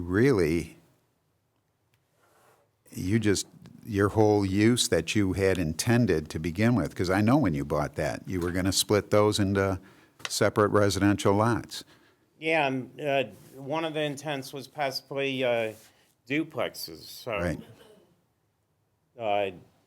Because, I mean, yeah, I don't, I mean, half the time the Schatz Market, they hardly use any of that parking lot back there. That, you know, they bought 2 residential houses there to make their parking lot bigger, and. Right now, that would be the only adjacent parcel that could use that. And if they're Right. not, there's no chance for them using it, then it's not going to happen. So I understand. We're past our 5 minutes by a lot, but let's put I that. talked to Lauren on the phone, but she never gave me an answer. If I Okay, split well- those lots, will I be able to build residential on it? Yeah, that's where we can't, according to the way this is, and it's like- not adopted yet. Right. So that's the good thing. It's now bring us, so we can discuss things like. If it's adopted, you're telling me I can use it for residential, but that means I would have, I want to build on it. They're vacant now. Right. Would I be able to build on it? Not a single family residential is currently Yeah. drafted, and I know we discussed that as well. So if they were split, then I would be able to, before anything happens here, I would be able to. Not because there's not a dwelling on it. You'd have to build the dwelling. Lot splitting doesn't change zoning at all. Yeah, it It's doesn't residential medium right now. If you built a home right now and the zoning changed in 2 months, then So it you're- would be allowed to What I'm saying, you're to continue. creating loss to me is what you're doing. Financially, you're creating a loss to me by keeping me in the CBD or putting me in the CBD. That's what we want to hear. So that's what we're looking at. And I've owned that property for over 20 years, and now I paid taxes on it, and pretty high taxes for vacant property. And now you're telling me I'm gonna take a bath. So that's why we need this input. All right. So thanks. If you can still make that, we want to have all this I think we should just to look at, do it because that makes sense. until we go over it, because I'm hearing stuff. Just your proposal, like, of why, you tell us why. Bring it to the building department. Next. Nothing? Back row, anybody there? Oh, okay, come on, let's finish up that side. He's in the CBD Oh, go into the microphone. Jennifer Smith, 16 through 230, 14 Mile Road. And the proposed thing is going to be across the street from us. So there's a couple questions I have to ask. Okay, where's that at, though, again? 16230, I'm on the opposite end, 16230 East Opposite end 14 of Mile what? Road. Yeah. Oh, go toward Groesbeck? Are you? Yeah, going to. I'm between Hayes and Utica. Oh, no, you're the other way then. You're west. Yeah. You're not Three east. streets west of Freyhoff, or three Yeah. houses So- west. So it's, well, West of Fruhoff? Okay, you're right on 14 Mile west of Fruhoff. Yep, over here where the block is going, the purple block is going to be right across the street from us. So it's going to be a little bit, we're like 3 or 4 houses down from the The church. purple block. There is no That purple. Yep, that little purple block where the brown thing is. We're probably right at that corner. No, you're west of Fruhoff, you said. No, between Utica and Hayes. Yeah, but west of Fruhoff. So Fruhoff is that angle, like, comes down next to the library. You're 3 houses from the library, the old library. No. I'm from the church. On the north side of the road? Nope, the south side. St. John's? Yeah, so So the church- from the there's church. that lady that has that little Right. house, and there's And then, we have that. so you cross Fruhoff and then go 3 houses. The purple blob is Speedway. Right. Oh, yeah. Yeah, that's not near that's Speedway. Down some more. Yeah, that's not near it. Oh, well, you know what? Then I have nothing to say. Thank you. Sorry, it was going to be across the street from me, so I have. Oh, yeah. No, yeah, it's the same. Thanks. That's all right. Next over, let's start going this way. Anybody back there, back 2 rows. Come on up.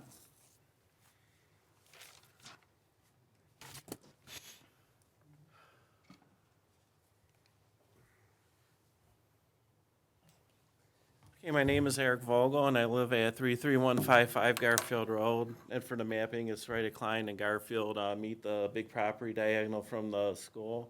Which one are you? At the top of the triangle in the purple. Oh, Earl's old house. Earl O'Leary's old house. Yeah, I think it sounds familiar because I looked up the title on it and stuff. But yeah, to see you owned in the past. So a lot of my questions have been answered already. I guess my concerns is, we just moved in 2024. And we've been through a lot with all the construction going on and stuff, and we totally understand that. We're no complaints there, but it has left us with remnants and things not perfect. But now we're coming to this point in this letter, and I guess, we just got this house, we're trying to make improvements on it. Now we're afraid to invest anything too much because of this. It's a nice lot, I guess, I don't know, it's a nice area. Yeah. Why would we want to bring commercial in? They got all these houses here. We got the sidewalks on our side. You really want school kids walking in front of businesses and you being picked up on buses in front of businesses going to school for safety. Sorry, some of this came up here. Obviously, we wouldn't want any businesses moving in next door to us either or close by, I guess. I don't know, it's just. It's a tough lot, because I know the lot.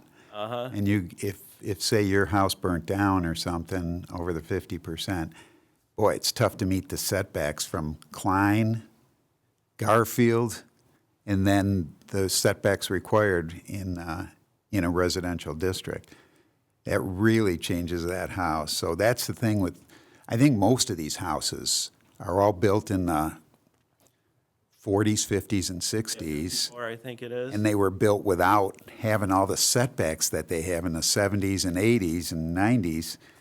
And so those houses, the reason they can still be built then, see, there's nobody's kicking you out or doing anything with it, but you can still build in that footprint, but you still can't, you couldn't add maybe into certain things because of that.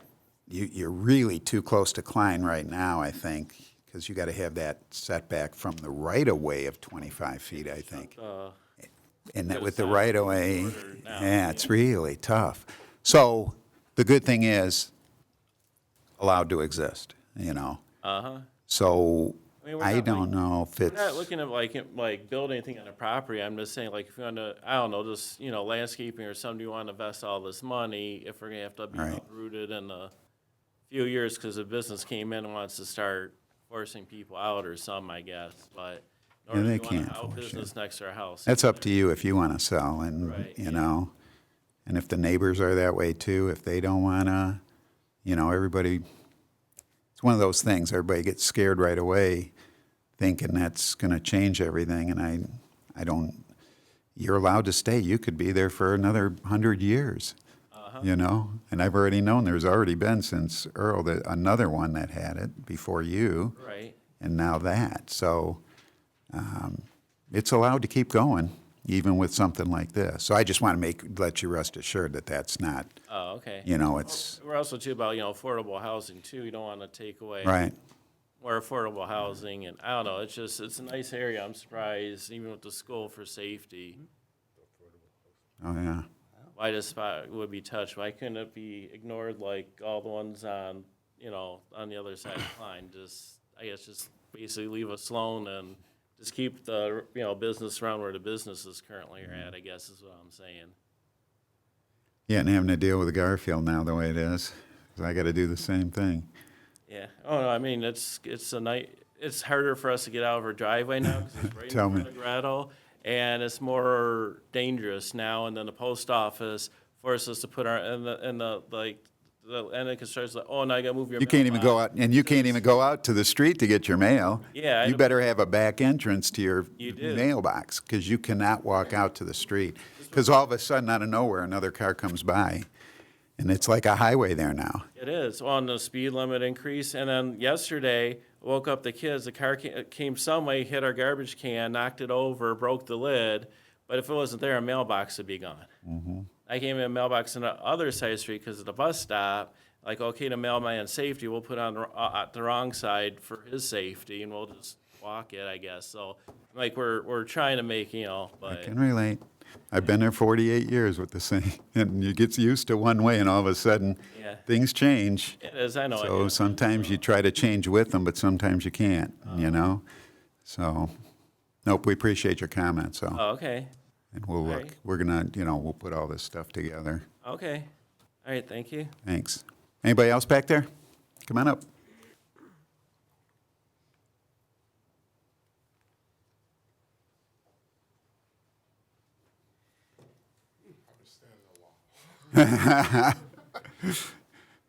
Okay, speaking to the mic then, with name and address. All right. My name is James Richardson. I'm here speaking on behalf of Communications Consultants, Inc., which is located at 34401 Commerce inside the industrial park there, just south of 15 Mile, behind the high school there. On Commerce, on the west side of the road? Malin Boulevard and Commerce. Is it the west side of the road? Dead end. Or the east side? Oh, okay. Yes, the west side of the road. It's a pretty big lot. It's probably about a... Oh, it's that corner lot at Malin? Okay. Yeah, Malin, right at Commerce. Yep. Yeah, that's the building. Right there, and we own the parking lot behind it and whatnot. So. Okay.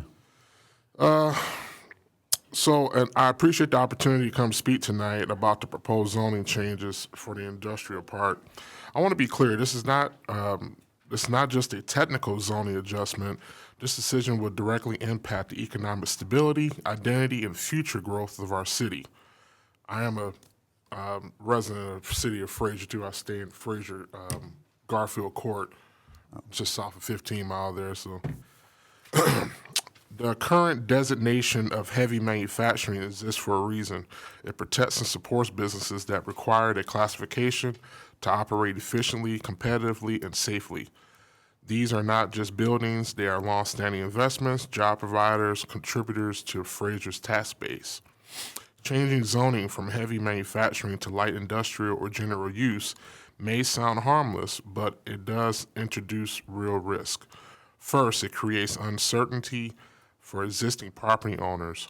Many of these owners have built their operations around heavy manufacturing standards, equipment, logistics, workforce, and compliance. Altering zoning could limit their ability to expand, adapt, or even continue operations as they currently do. That directly affects jobs, real jobs held by people in this community. Second, it opens the door to incompatible uses. Light industrial or general zoning can bring in businesses that may not align with the infrastructure, traffic patterns, or long-term industrial vision of the area. Over time, this can dilute the purpose of the industrial park and reduce its effectiveness as a hub for strong production-based industries. Third, and this is just as important, the property owners themselves, the people most invested financially and operationally, do not support this change. That should matter. These are the stakeholders who have taken the risk, maintained the properties, contributed to the city's economic engine. Moving forward without their support sends the wrong message about how we value business investment in the city of Fraser. We should be asking ourselves, what problem are we trying to solve with this change? And is this the right solution? Because if the answer isn't clear, then the risk outweighs the reward. Fraser has an opportunity to stand behind its industrial base, protect existing investments, and maintain a strong, consistent vision for economic development. Stability in zoning is not just policy, it's confidence. And confidence is what keeps businesses here growing and hiring.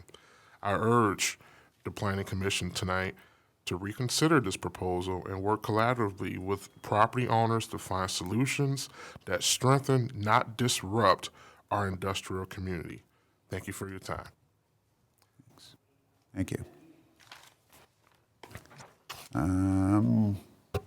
Is this, Lauren, when this was put to light industrial, was it because there's adjacent homeowners to these parcels?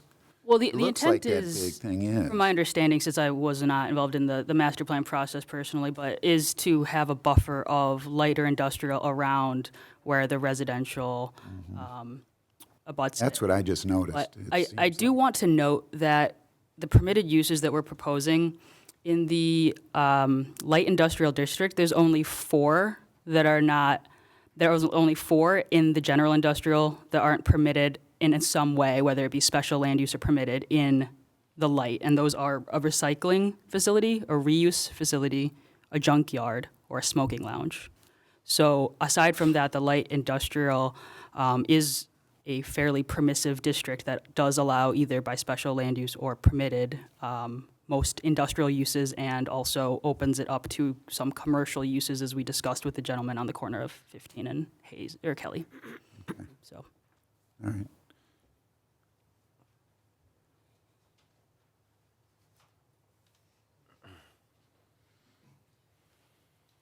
Sir, can you give us your name and address? Doug Haggerty, 32408 Rickert, Fraser. Couple quick questions. First of all, you guys do a great job. I used to come to city council meetings when the planning commission was on the second meeting of the month, and it was a council trying to take a map and spin it around and look at drawings and all that. So it's great to see a bunch of professionals up here. Whether you agree with them or disagree, it's good to see professionals up here taking a hard look at everything. The Fraser plant. Fraser plant is a plant that sat empty for 7 years. It took a great deal of effort to go to the state and get special grants to be able to occupy that plant again, which also then fills facilities behind in the industrial park back there. That facility was built before any home was even there, around there, back in the 50s. It's a structural steel plant. If you've ever been in there, and you should probably take a look in there, there's more steel in that plant than any facility that I know within the Fraser boundaries itself. It's 200,000 square feet plus about another 50,000 in office space in front of it. It's on 20-plus acres. It abuts a railroad track. To go and start to take the look to make that anything of a light industrial, nobody's going to buy that for a light industrial. That building, just to give you a piece of history on it, that building has a flat roof. That flat roof is designed to flood because in the 50s they did a lot of work for the government. It was designed to be flooded and look like a lake if the bombers ever came over to bomb some of the government facilities. It's structurally incompatible with any light industrial. We've taken people through that facility back in 2006, 2003. There's nobody that wanted to touch that building for a warehouse. It ended up being a skateboard park for the kids. So I ask you to take a look at that specific property, because that property is what helped back before they came in the industrial park. There was over 1 million square feet of empty buildings. And if you don't have the buildings, you don't have the equipment, that you get the real and personal property tax that goes in. You need that hub building there to help fund and take the industrial park and sustain it. Industrial park pays for about 40% of the taxes in the city of Fraser, so you want to keep that a healthy, prosperous item. Little history note too, the French Creek residential development, before there was a planning commission, was going to be a high-tech industrial park. And in the wisdom at that point in time, it was just as everything was starting to crater, they went and put in they developed that property as a high-tech industrial park. That road, French Creek, is 12 inches thick. Yes, and the reason why that was designed in that area, the roads were designed to take in this high-tech industrial, which never happened. Rezoning had to take place, and thank goodness it did, because it's a great place for people to live and prosper right now. That's why I said you guys have one of the hardest jobs in the city to be able, everybody else can play after the fact, but you guys are on the front line taking the shots on this. So I commend you. I just wanted you to maybe take a look at that old cross building and take a look at that. I don't believe that is a viable facility for a light industrial. And if I'm certain they would be more than happy to have you take a walk through and take a look at it, because I think that 60,000 square foot up front, yeah, that used to be all engineering. So, but that space is even used now with Right. manufacturing much of that. So even though it looks like office space, much of that is not. Thank you, guys. Thanks, Doug. Okay, so it looks like that was two because it borders the residential. Yeah, but again, most industrial, unless, it's currently not being used as a recycling, reuse junkyard or smoking lounge. So Can unless stay. that was the intent that they And would. it can still be Yeah. almost all, everything else. There is. Which you don't want. Yeah, a path forward. Again, heavy industrial might be a special land use, but it's still, that's not, it's still allowed in that, so.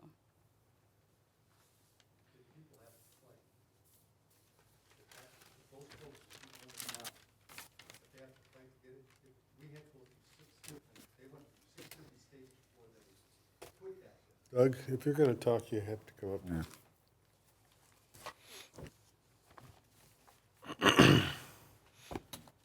Sorry, I didn't mean, Doug Haggerty. That's what you used to tell me. But no, that building, we competed against 5 other states and Canada to get that building here. If you have to go fight, because they're gonna take the easiest path. People are gonna walk right past that building. They could have scrapped that building back there for about $2 million in steel and dropped the whole place, but they didn't. So you can't make it hard on an anchor position within the city. Thanks. Sorry. Thanks, Frank.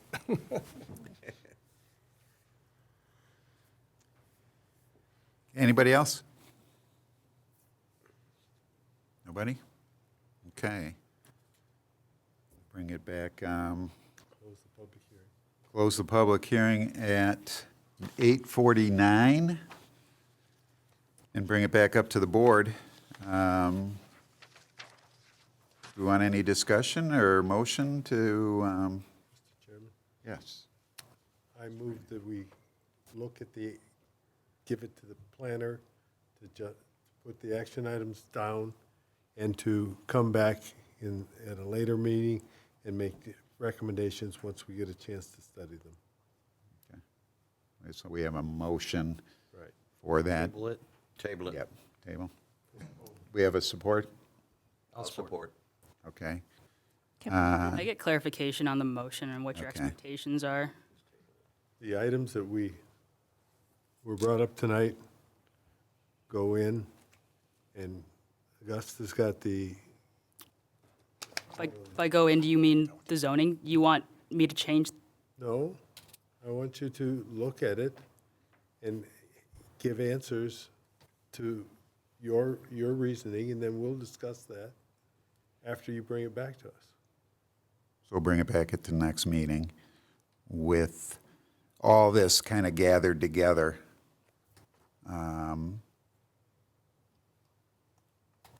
it's kind of hard to discuss certain items right now individually. If we got a list of things, I don't know is that what you're saying? Is basically get a list together and we look at things one at a time? Yeah. And, I think we should identify which ones what we're asking Lauren to do, is identify them by property. And Mr. Chair, I'm not sure when you were telling the public to prepare packages and bring them in, I'm not sure what your goal is in that, if you can explain that. it was mainly so that they can bring something forward of what we are looking at for that parcel to give us that information rather than to rely on what we discussed here.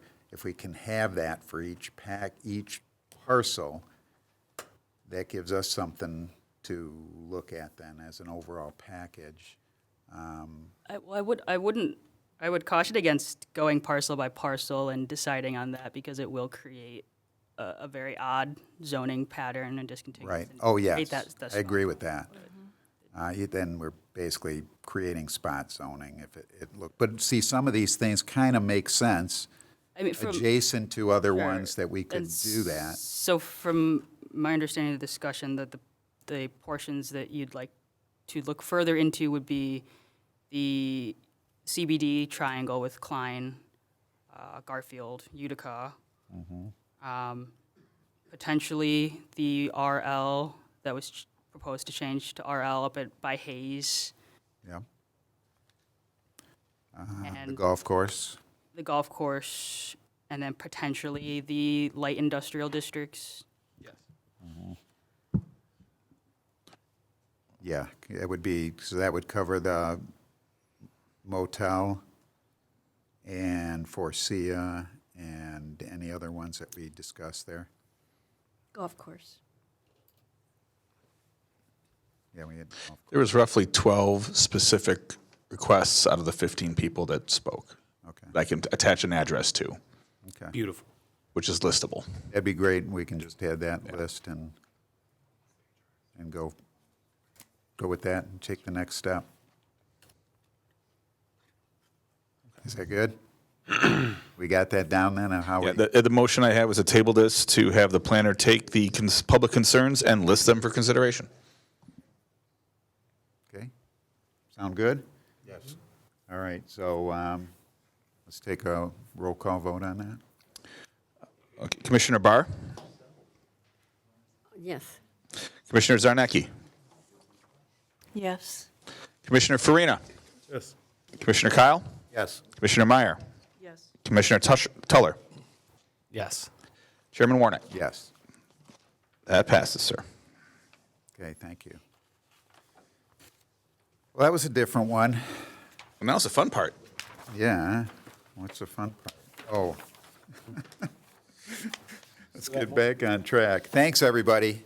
I mean, it's, Everyone. your Please stay for input the is rest of the very meeting, too. important, and we thank you for coming. There's more meeting. And you can still, there's a meeting Run still now? here. If anybody wants to stay and for entertainment, Randy's doing balloon animals. yeah, right.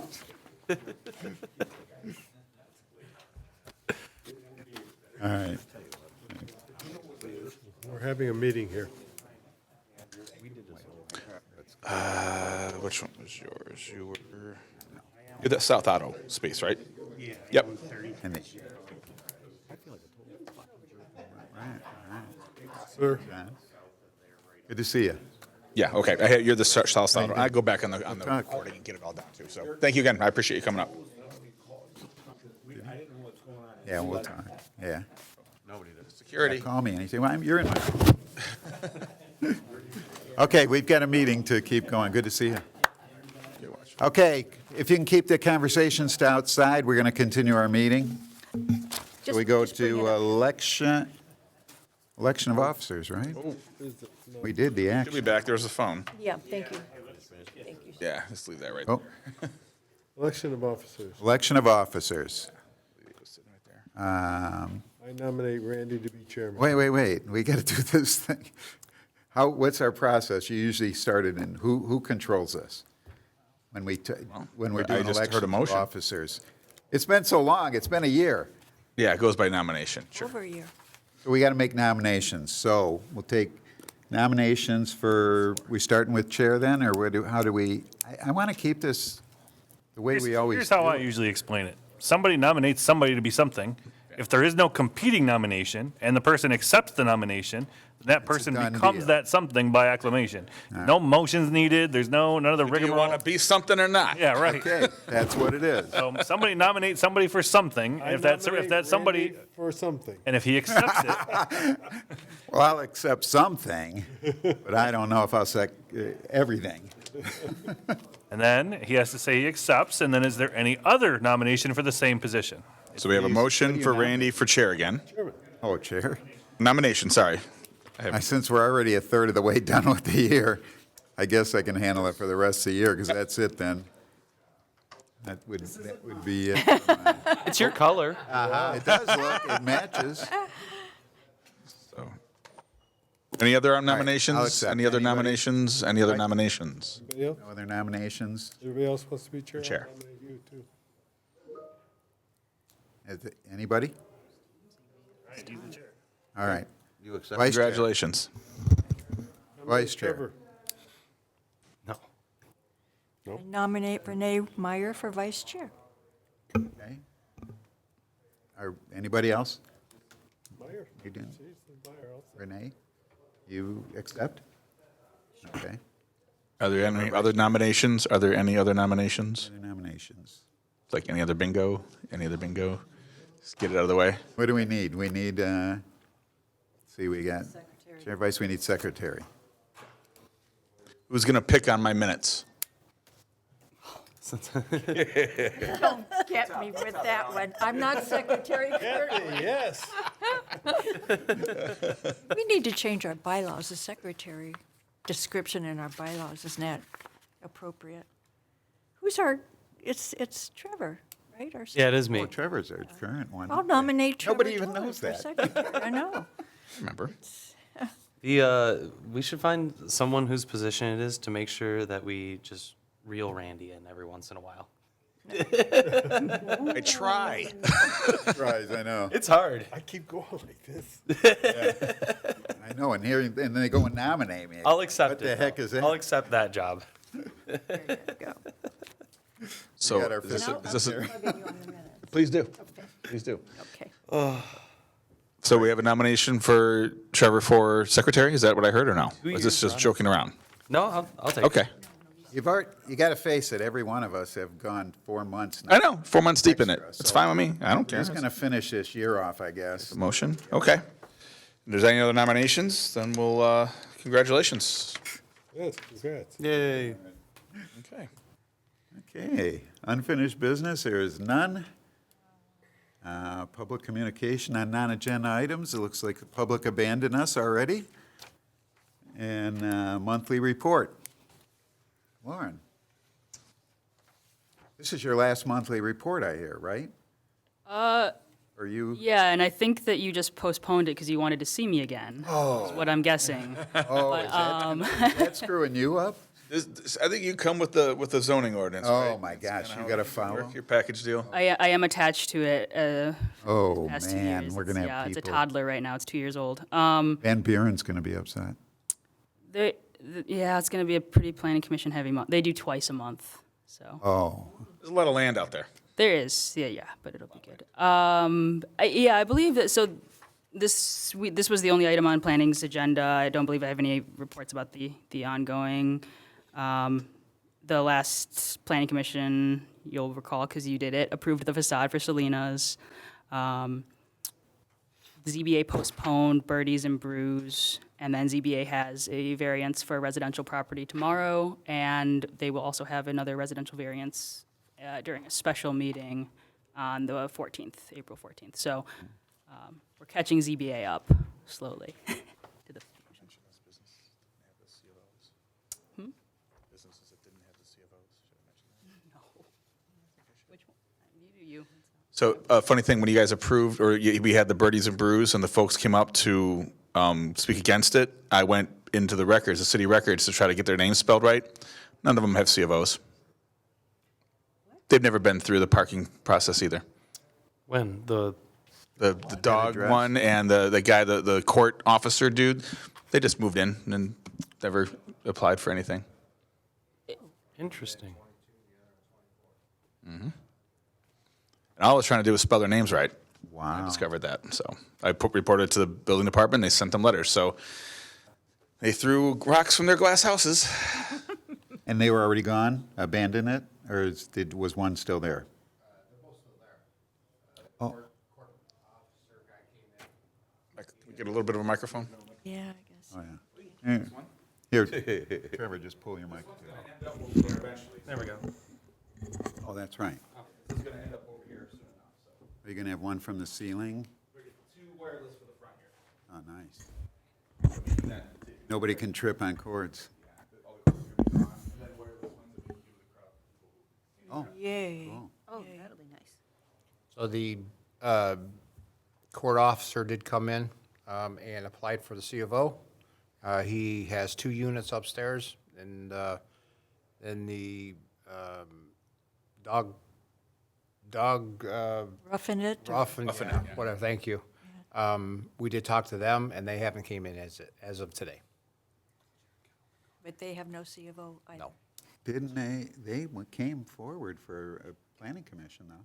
They got approved by planning commission for that place, didn't they? That was for the. The dog wash. Nope, that was for the arcade thing. The arcade. Yeah, the arcade did everything right. Oh, no, but before there was this is previous. That dog thing's been there for a long time. That came through after the. 2022.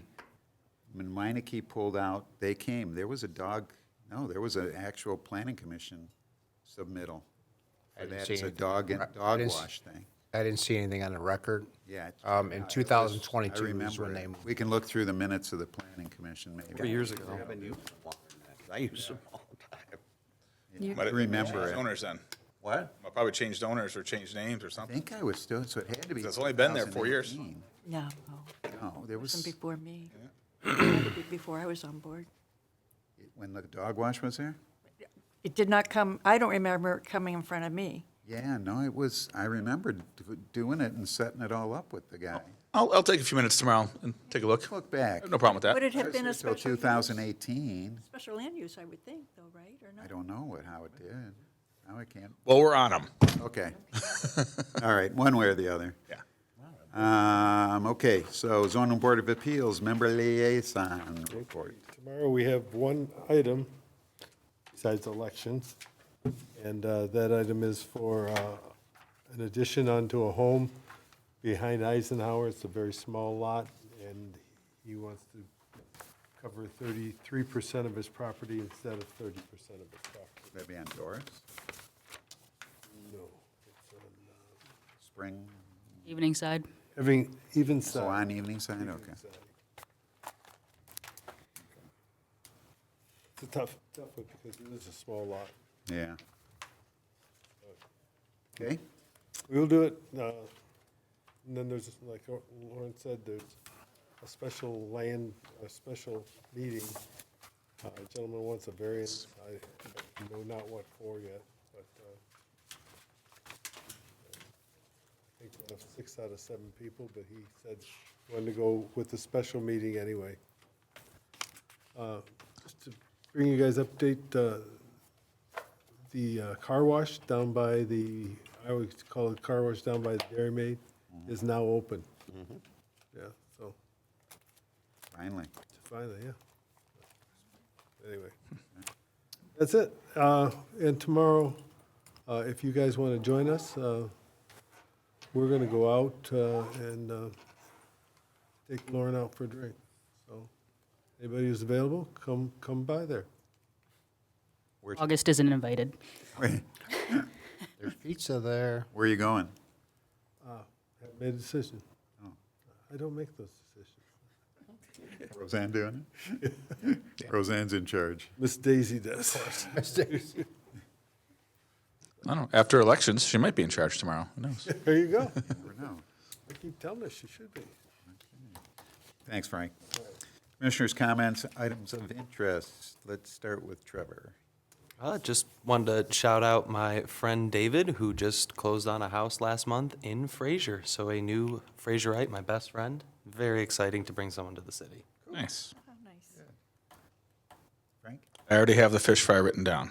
That's what the last one. The last one. If you don't know this, Channel 7 was out and they put it out that we are the best fish fry in the area. Ooh. And on Good Friday, we're probably the only one in the area because we're the only ones dumb enough to open up. No. On opening Not day. the only one. There'll be a few. Anyway, for the record, I want to say that this is not April Fool's Day. This is my oldest granddaughter's birthday. She turned 21 today. Oh, nice. Wow. Yeah. Exciting. There she is. Milestone. Right, that makes you real old. Ancient. All right, John? Anything? No, I'm not gonna say nothing. I'm good. Nope. Sure? Yeah, it's not a Sounds good like time. you're holding in. Okay. I'm definitely holding in. Renee? No, I'm good. Joanne, anything? I'm good. I'm Yeah? fine, thank you. Oh, good. Bob, anything? Nope, I'm good. You're good, too? August? My announcement today that I was resigning to join a reality show was an April Fool's joke, just in case any of you saw that. Okay. I think most of your posts are April Fool's. This just gives them a chance to use that one. Lauren? First off, Trevor, I thought Patrick was your best friend. So, this is Great new friend. news. Announcements. Childhood best friend versus current sort of best friend. You're I consolidating. use those distinctions Actually, if as well. anything, Patrick is my Fraser best friend until my childhood best friend now moved to Fraser. Sorry, Pat. No, as Frank alluded to, this is probably my last meeting in this chair. I'll probably be over there for the next one to discuss the zoning ordinance, and Dan will be here. I think most of you had the opportunity to meet Dan. He's got extensive planning experience. He comes by way of Novi, so I know he's excited to start. I am sad to leave. We probably scared him away today. That's why he left. Yeah, he does have a young kid, so that's probably why. But I appreciate all of the time and patience at the beginning that you had with me, and it's been great working with everyone over the past years. We appreciate you. Thanks. Don, anything? I don't really have anything of import, but little birdie told me that at the zoning board, was it the zoning board meeting last meeting? Somebody asked a question about the Dairy Queen, the abandoned Dairy Queen.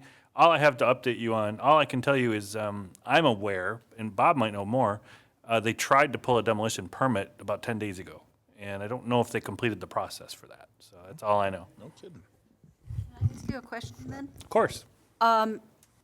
We said, I think it was mentioned that there's a lawsuit against Dairy Queen. I thought there was a gentleman that came in that wanted to do, he was talking about doing a development on that piece of property, and as far as I know, he wasn't from Dairy Queen. So did Dairy Queen somehow get the property back? No. Sounds like there's some really bad rumors going around. No, it was, Yeah. it was, Fiore has still owned it. He's always owned it. He's owned it since well, then time. who was beginning the of person time. that came in? Fiore. He came, he was going to put dumpster giant there. He was going to make an office and have parking below it, and the office would Oh. make a second floor. Okay, and so that okay, they could okay. accommodate the little bit of parking they needed. Because it's a Okay, tough site. You can't. You're talking about the proposal from a number of years ago. Where the plans, very long. yeah, the plans were drawn up for that. That's what you're talking about? Yeah, those, And then it came It back went to in. planning commission. it did. they And I think it went to approved it. zoning too. I think he Never went proceeded. through everything and did nothing with it. Yes, he had zoning. He was in. He had approvals. Yep, he did. He did. And it would have been a nice building. I don't remember what Would have been year, unique. or if it was an economic thing. I don't know the answer to that. I just know it ended. Nothing happened, right? Really can't- And then there was a lawsuit by the city to get things moving, and that's done. And he has a time frame for getting things moving, and it's inspiring to hear that he's trying to get a demo permit. I just hope he pulls it off and gets it done. For anybody that didn't know, we owned it. The city owned it. And I told them, keep it. Put up a sign there for grow spec. I told council that to me. I said, keep that. For the little bit we paid for it, You can announce events right there on Groesbeck with all the traffic going and bring people to the center of town. And they go and, that council went and goes and sells it for nothing. Just what they paid for it. 20,000 or something. It was less than that. Less than that. Yeah. 14, 15, somewhere around It's there. crazy. When we could have had something that dressed it up, put a little landmark for Fraser there. It didn't need parking? Let me know if a deal like that Something that didn't need parking. Could have put a What trophy. year would that have been? Mid-2000s, right? Statue. Mid-2000s when the city sold it to Mr. Fiore? Right before the economic crash, I believe. No. Yeah, it was when yes, you're Doug- right. You're Doug right, Haggerty because I was mayor. official then. That was 2006. Okay. And we got Earl's Batteries, what's Earl's Battery there, the Superior Carpet Supply. We got that. We got the High-Low place, which is now the print place, East Point Printing, and that Dairy Queen. How are we doing with the junkyard now that you've? How many updates on properties can we go through tonight, right? That has been a slow roll just because of the court process that we're in. And to add difficulty to the slowness, I don't know specifically because it's attorney-client privilege on their end, but there was some kind of dysfunction with their attorney. He has now withdrawn from that case. So I don't know why, I don't know anything about the reasons, but, I can speculate because lawyers, when they end up leaving their clients in certain cases like this, there's a lot of different ways it could go. But that lawyer is no longer part of it. There was a second lawyer involved. I don't know if he'll take the primary lead or if they're going to get somebody new, but we're basically back to that square one. We're in the court process, but we're back to square one in the sense that we have to wait for that new lawyer to come in and explain everything to the new lawyer again and kind of go through it all with him or her and then try to see if we can get to some common ground. And if we can't, we'll have to explore what else we can do. Okay. Bob, got any info for us on anything? Where do you want me to start? Dairy Queen, getting back to Dairy Queen, Mr. Fiore did come in, excuse me, tried to obtain a permit, turned the application in, and walked out. The clerk thought he just went into the restroom, and about 15 minutes later, decided that he didn't, or realized that he wasn't coming back. So she emailed him a couple times. They played back and forth with emails, and as right now, there's still no permit obtained for a demo. And he did ask for stipulations for making a white box, then putting a roof on it. Yeah. So as of right now, we have not heard back from him for probably 2 weeks, week and a half. 10 days, yeah, so about a week and a half. Okay. I guess we had some updates. It was a different meeting, so Can I ask? I ain't nothing. Lauren, thank you for all your hard work. Yep. I've watched you grow and blossom. You used to talk 10 miles a minute. You're down to 6 miles a minute, so keep going. She's very responsive to all of my questions, so thank you. Yes.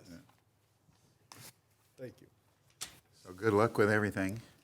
So where are you going, Lauren? I'm sorry, where are you going? Van Buren Township. Van Buren, and, okay. Van Buren Township. Okay, I take a motion to adjourn. I'll make a motion to adjourn. I'll second. Oh, Okay, we got John, Kyle, and Renee for support. Motion is that the meeting is ended at 9:50. You got to vote on it. Come on, man. Oh, roll call. No, We not don't roll call. All All in favor, say aye. Aye. Any nays? No We got another nays. 6-8 months of this? Okay, we close at 9:15. Thank you, everyone. Thank you. Oh, for those of you that don't know, the renderings were dropped off for the new library on that hallway out there, if you want to go take a look at the models. I got to send you those Yeah, send me them pictures. 3 pictures.